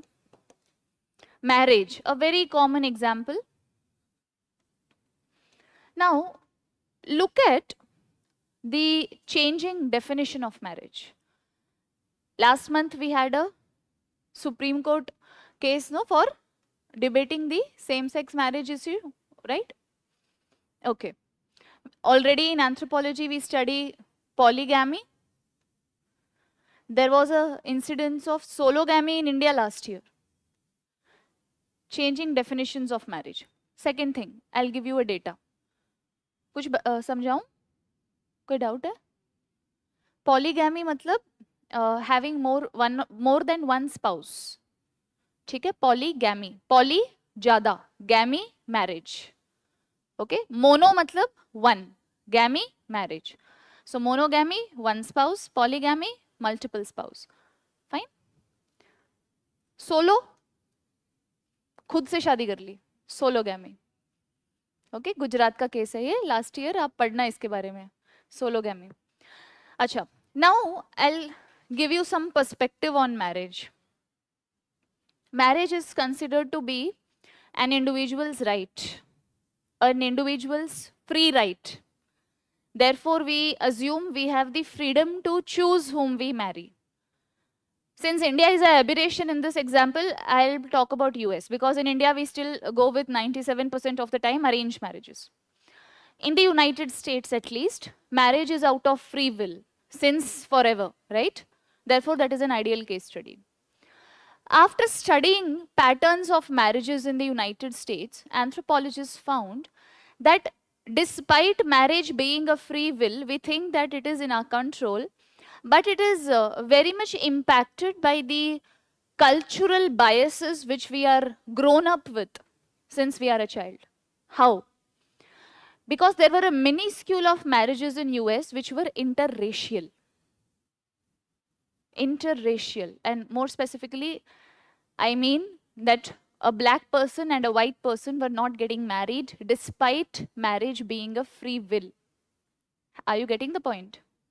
So therefore, while we think that marriage is freedom to choose who to marry, it is entirely your decision, but it is impacted significantly by the way you were raised up, enculturation, where there was a certain notion while growing up that black people are somewhere down in the hierarchy, or you were considering them with the negritoid race.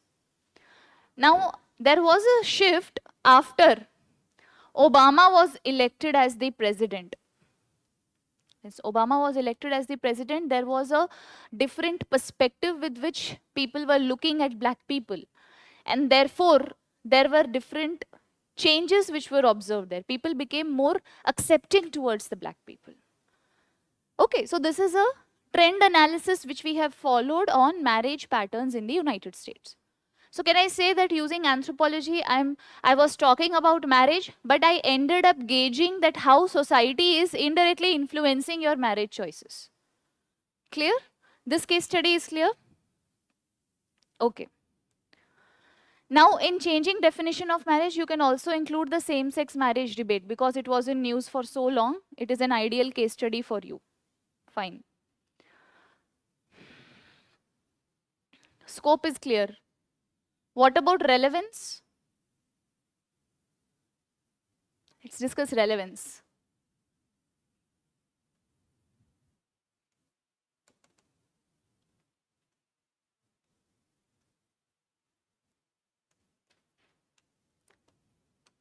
Relevance?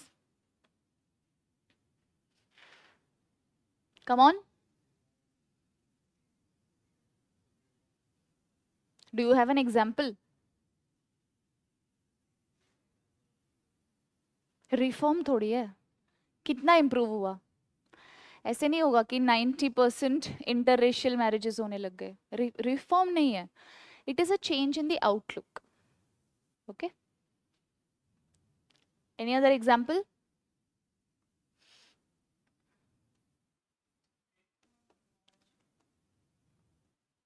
Okay, by analyzing the studies. But we'll keep this point as the last point, not the first. Okay, first point होना चाहिए जिसमें मेरे पास case study should be very solid when I'm writing the first point for my relevance. Okay. The first point which I have chosen here is to study social stratification better. What is social stratification? Social, society, strata, layer. Division of people living in the society into different layers. On what basis?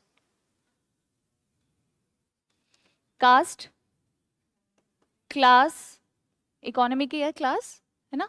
What else? Religion. So, using anthropological techniques and approaches, were we able to study societies better? Yes. Right? What else? Yes. Contribution to policy making. Example, please. Now, whatever point you will give an example also. Give an example. You know the example. Okay. PISA is constitutional provision. FRA Act. It will be more appropriate if you write Panchsheel. We know this, right? Direct intervention of Warrior Elvin. Okay, good. What else?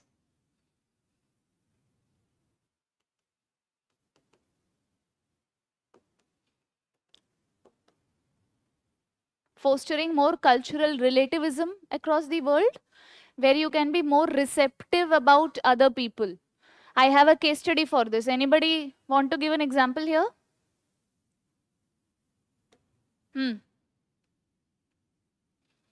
What is this?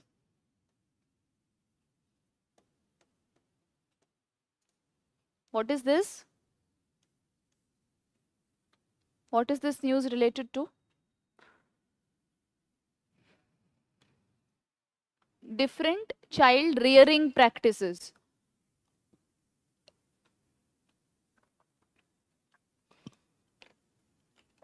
Do you know the issue? किसी को नहीं पता? Sweden, Norway लिखा हुआ है मैंने यहाँ. It's all right. Yes, yes, yes. People con. What authority? Child protection rights. See, like we have human rights, we have child rights also, child protection rights. So this family was living in Norway since many years and they had 2 kids. And the child rearing practices were like, you know, making them eat with bare hands. Hand feeding is very normal in India. Similarly, the child sleeping with the parents, etc. So there were certain practices according to the Norwegian government which were not in consonance with the norms of child rearing practices according to them. So they employed an officer who used to watch every day in their home. They used to monitor how the child was being reared. And she fought a very long case for the custody of her children. Eventually, her children were taken up by the Norwegian authorities. Authorities उठा के ले गए थे उनके children को because the practices were not in tandem. Obviously, there were other issues also. There was a certain angle of the father being a bit violent. There were certain other issues also. But primarily, it is a classic example of how the state of Norway was not ready to accept that there can be different child rearing practices than the standard which they have, right? This is an excellent example where the children were, taken away from the children, away from the parents, citing that their practices was not up to mark. Fine. Depends on the number of marks allotted to the question. If this is a 15 marker, I will write 2 lines on all the case studies also. जैसे मैंने लिखा first point social stratification, फिर example. Second point policy making, example. Third, fostering cultural relativism, 2 lines example. Yes?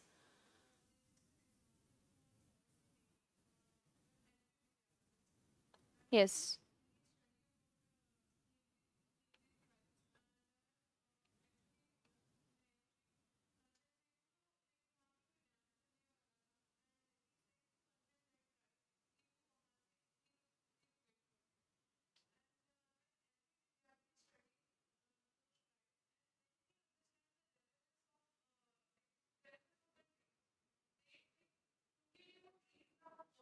Sacred groves. We discussed this concept yesterday also, huh? He, yes, yes, yes. The idea of sacred complex. But Nehruvian policy, so to speak, was pro-developmental or pro-dam. They constructed about 100 dams in his period. Okay, so that is an intervention. That can be an example where we can say how anthropology can change the view of a particular person or a tribe. उसमें policy change नहीं हुआ, मतलब वो एक aberration था कि वहां dam नहीं बना, ऐसा नहीं ना कि बाद में किसी ट्राइबल एरिया में डैम नहीं बना, है ना. सो जो पॉलिसी मेकिंग वाले एग्जांपल्स हैं, here we'll talk about benchmarking policies which change the you know the game forever. For example tribal Panchsheel is one such policy जिसमें ट्राइबल्स को अप्रोच करने का तरीका ही चेंज हो गया था.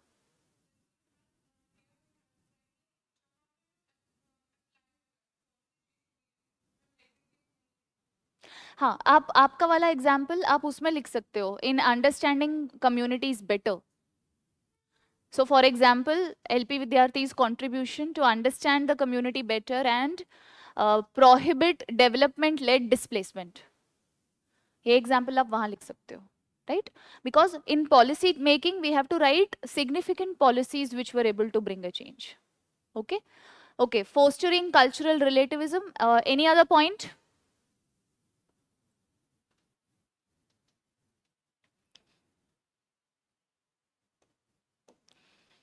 Contribution to tribal studies.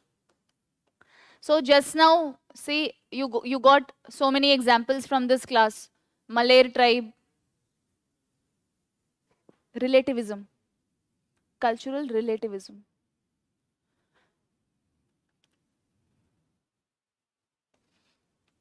Sembaga tribe, see? Sembaga is the example which I gave you, no, the pig rearers. Malayer tribe who consider agricultural land as the womb of mother. है ना? That example you can use. So what you can also write way forward in this answer where you can highlight how tribal studies will lead to better policy making, because it will make the political representatives sensitive of tribal interests. And there you can quote the example Rekha was giving, okay, where we can sensitize people about tribal interests. और बताऊं आपको, in this policy making angle, you can write the example of participatory rural appraisal. Yesterday I explained this to you.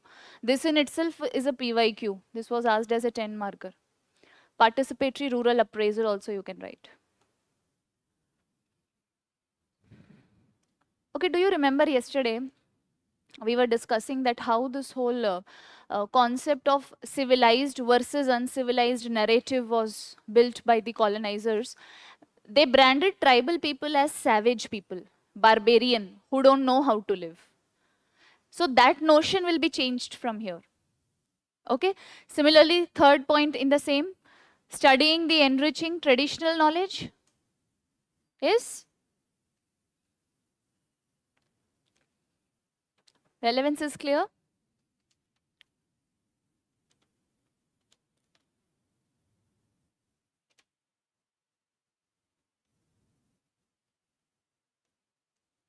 Fine.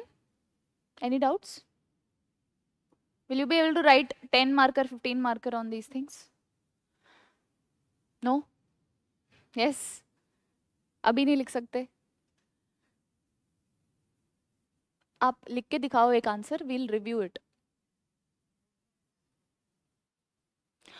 See, we are discussing a 15 marker introduction. What is the definition of socio-cultural anthropology? Then you will give applied socio-cultural anthropology, what dimension it caters to, small figure flowchart, close. Then relevance, 1, 2, 3, 4 point, example, case study, then conclusion or way forward. And as you keep on studying these topics, no, you will get more examples, more case studies. So at the end you will be in a position that अपने आप ये वाले answers आप लिख दोगे. You will not prepare them basically. These are introductions to the fields. One by one, you will study culture, society, marriage, family. So already you will come across a lot of examples. Fine. And also keep an eye on the newspaper. If anything relevant is happening, जैसे Mrs. Chatterjee is a recent case study. On Netflix, this show was aired and there was a lot of publicity and a lot of news regarding this case. However, this case is very old. Ideally, case old hai, but it was in news recently. Okay, so we can use contemporary case studies, right?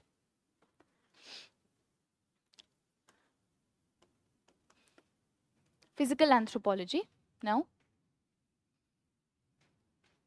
first is definition.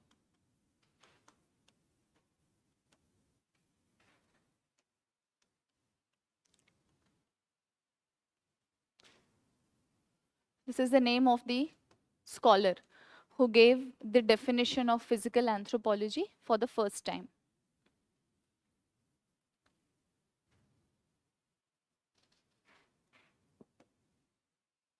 So, physical anthropology is the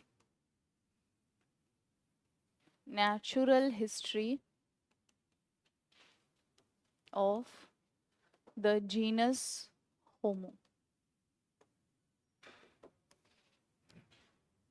Try to, actively memorize the names of scholars if possible. For example, if there is an answer on physical anthropology, I will write this, that Paul Broca, the founder of physical anthropology, has defined it as the natural history of the genus Homo. Now, another scholarly perspective I have added. Remember Herskowitz, yesterday only we studied his definition of anthropology, right? So according to him, physical anthropology encompasses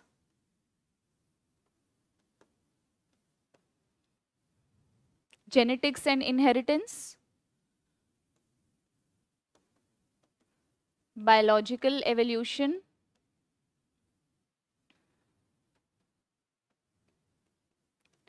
human adaptability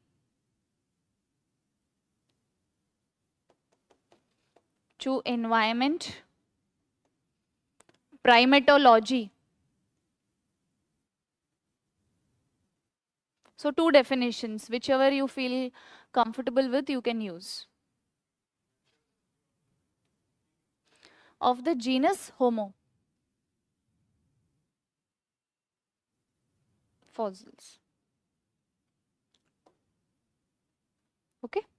So according to him, physical anthropology comprises all these areas. Primatology, study of primates.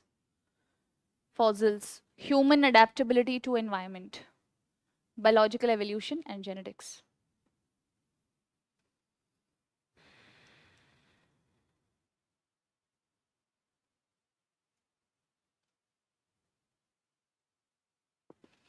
Now see, to get a certain perspective on history of this discipline, I was telling you, in the era of old physical anthropology, the prominent focus was on three things. What were these? Primates, race, fossils. But new physical anthropology has emerged now since the 1940s, which talks about the biological as well as social perspective together.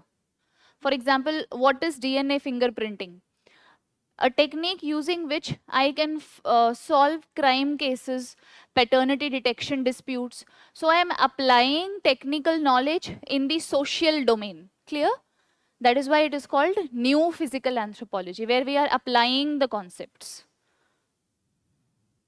So since 20th century, as you can say, onset of 20th century, we are in the era of new physical anthropology.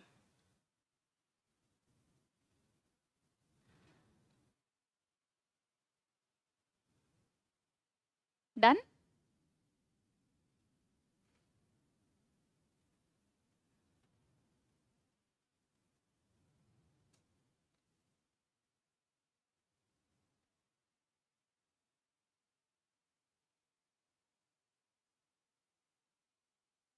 Done, everyone?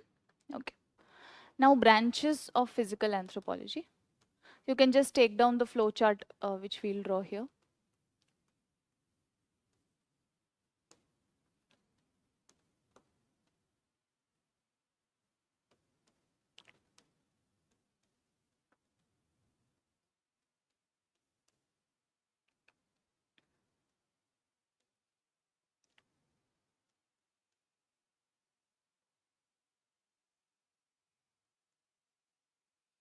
Dermatoglyphics. Do you know what is this? Anthropometry. Nutritional anthropology.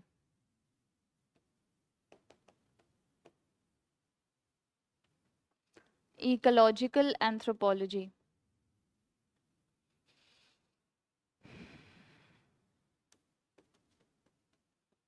Epidemiological anthropology. Human growth and development.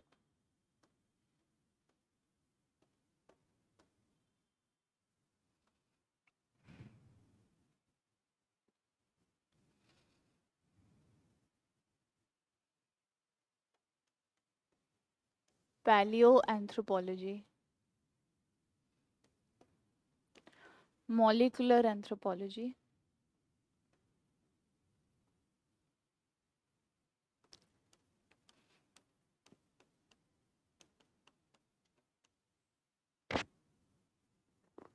Forensic anthropology.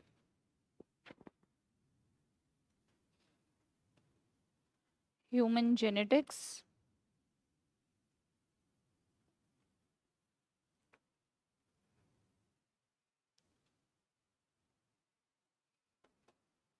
Paleoprimatology.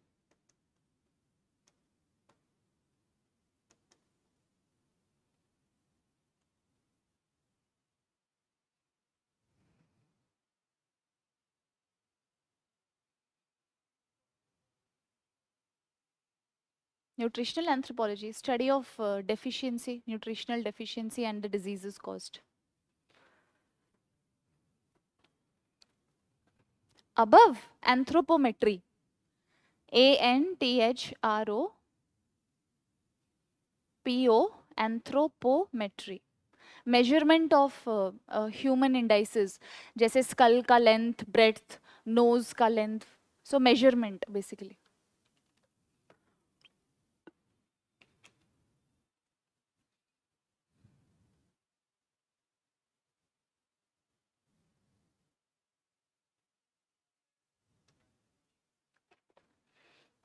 Primatology, paleoprimatology. Primatology is study of primates.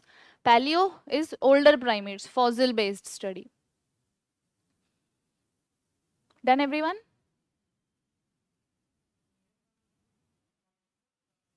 Epidemiology, ecological anthropology. Ecological anthropology studies human adaptations. So, for example, Eskimos. Yeah? You want to ask something? Okay. For example, Eskimos have cold genes, so they can survive in the areas on Arctic Circle. If you go to mountainous regions, shortness of breath will happen when your body is acclimatizing to the new climate. So this is ecological anthropology, where you're studying how environment is impacting human biological systems. Okay. Human growth and development is from the infant stage to the adult stage, what changes are happening. This is purely biological.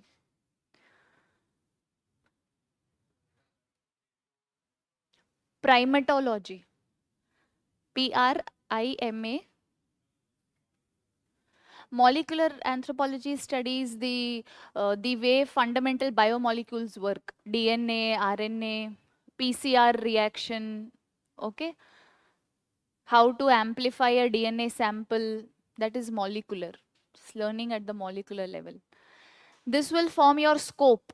Okay, these are all your scope. For example, dermatoglyphics deals with the skin patterns, the ridge patterns on your skin. So everybody, if you look at your fingers and all, when you put a thumbprint, there is a pattern which you will see. Okay, the patterns are of different types in different people, and they are different for every one of us. That is why DNA fingerprinting is unique. So dermatoglyphics studies the ridges and patterns which exist on our fingers. Ergonomics भी होगा नहीं है? Ergonomics is the, do you remember ergonomics?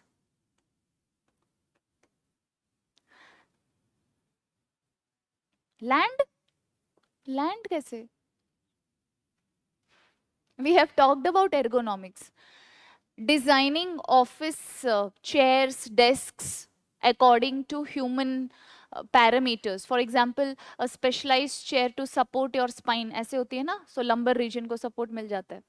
So that is what is ergonomics. Designing equipments according to bodily needs.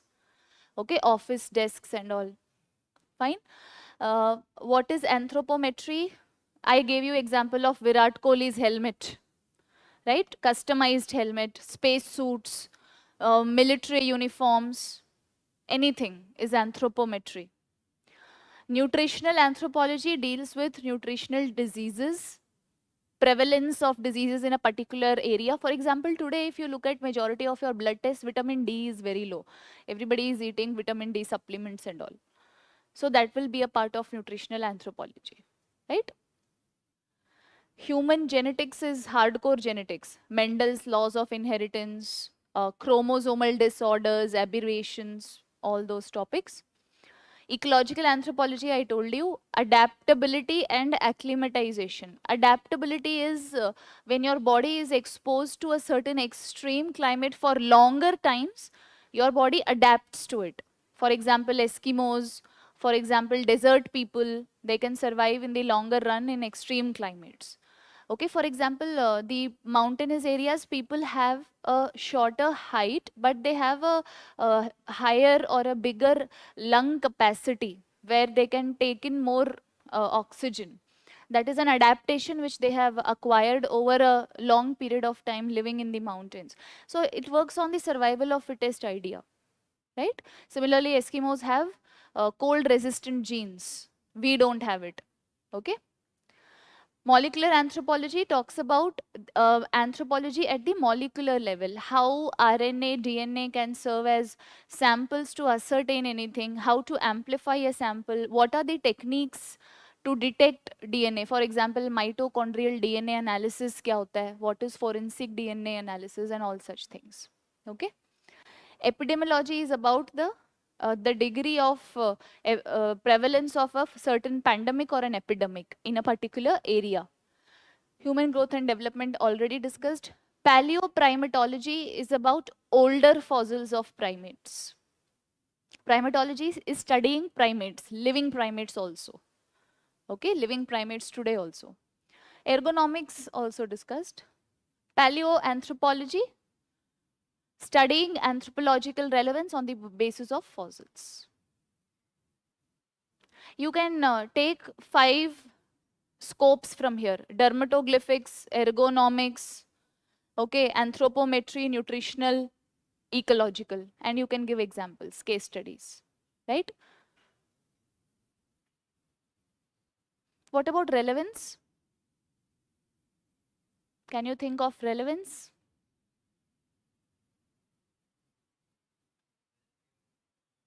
How? Yes? Diet formulation, okay. Yes. So, paternity disputes or any heinous crimes.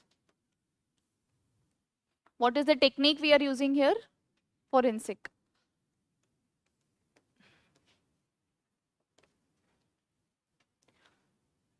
What else?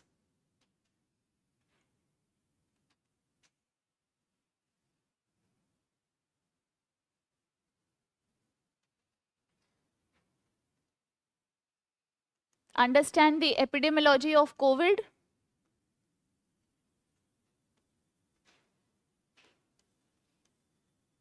Here you can write in the examples how If we have a epidemiology prepared, we'll be better prepared to deal with the situation. So where there are so many patients, how the healthcare sector should work, what should be done. Okay, it is a part of prep. Have I given you this example, India size survey? So this is a current case study which you can write as a part of anthropometry. Relevance of anthropology in gynecology, where the doctor needs to know the dimensions of pelvis to ascertain the birth of a child. So there also we can talk about anthropometry.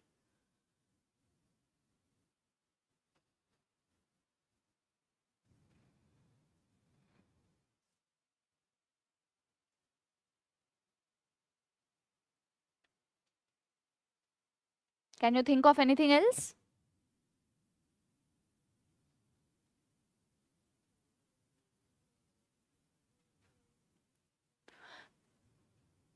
So both of them are examples of anthropometry. How? Biometric. Biometrics. There is just one disadvantage of biometrics and dermatoglyphics. Generally, I'm telling you, for certain people, no, for old age people or people who are daily laborers, they do not have fingerprints because the ridges and the voles, they tend to disappear in a certain period of time. So yes, but you can write this example here, application of dermatoglyphics. And the excellent example you can write here is Aadhaar. Okay, how the government is using Aadhaar card to link with the PDS delivery system instead of the routine work, because there were a lot of leakages in the older method. Okay, PDS pata hai? PDS, guys, public distribution system. How much grain is entitled? 5 kg per person per month or per family?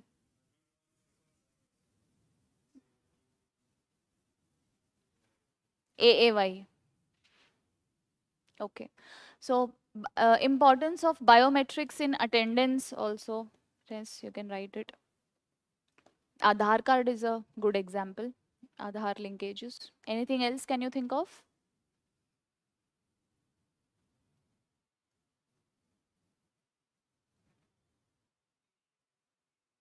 Facial, well, it will come under biometrics only.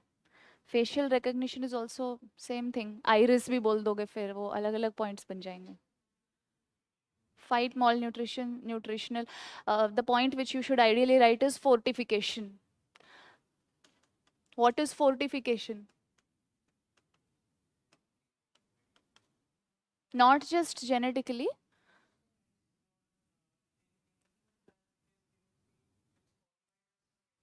Yes. So fortification does not always require genetic modification. Okay.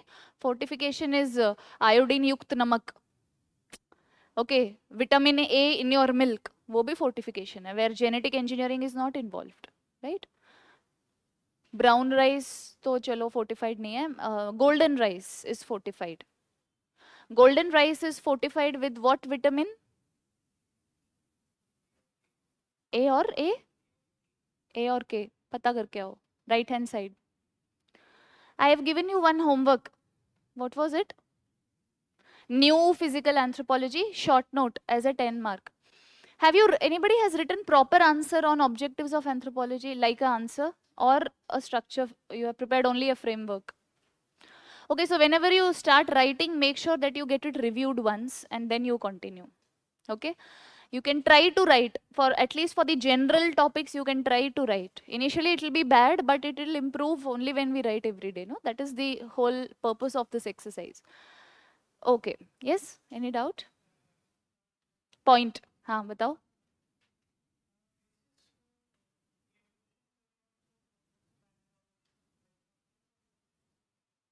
A proof. Relevance के लिए. No, evolution, human evolution theories have already been given. There are multiple theories. उसका example आप archaeological उसमें लिखो, इसमें biological कोई point नहीं है उसमें. Serving modifications. That is more of AI. आप वही कह रहे हो ना, smart watch which can detect you are going to have a heart attack और not and will call the ambulance, वो एआई और इंटरनेट ऑफ थिंग्स का एग्जांपल है.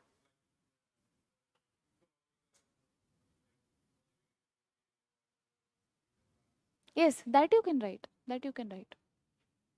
That is your example under adaptability. Adaptability of people to extremes of weather. There you can write the example. So that will come under scope. Like for relevance is सबके लिए एक ही heading बनेगी, that how your physical anthropology is contributing to study different population patterns and adaptability across the world. Right? Make your heads accordingly. Any other point?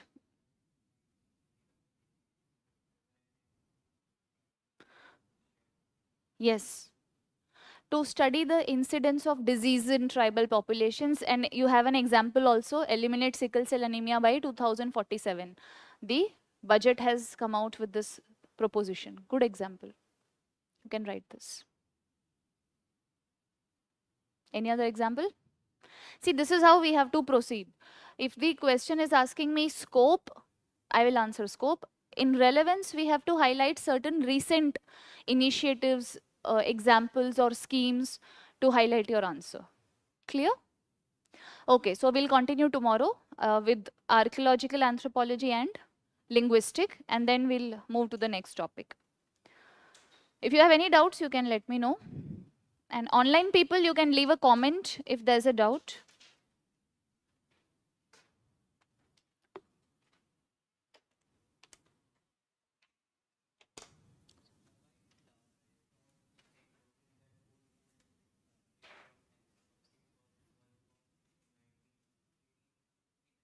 He did not give one.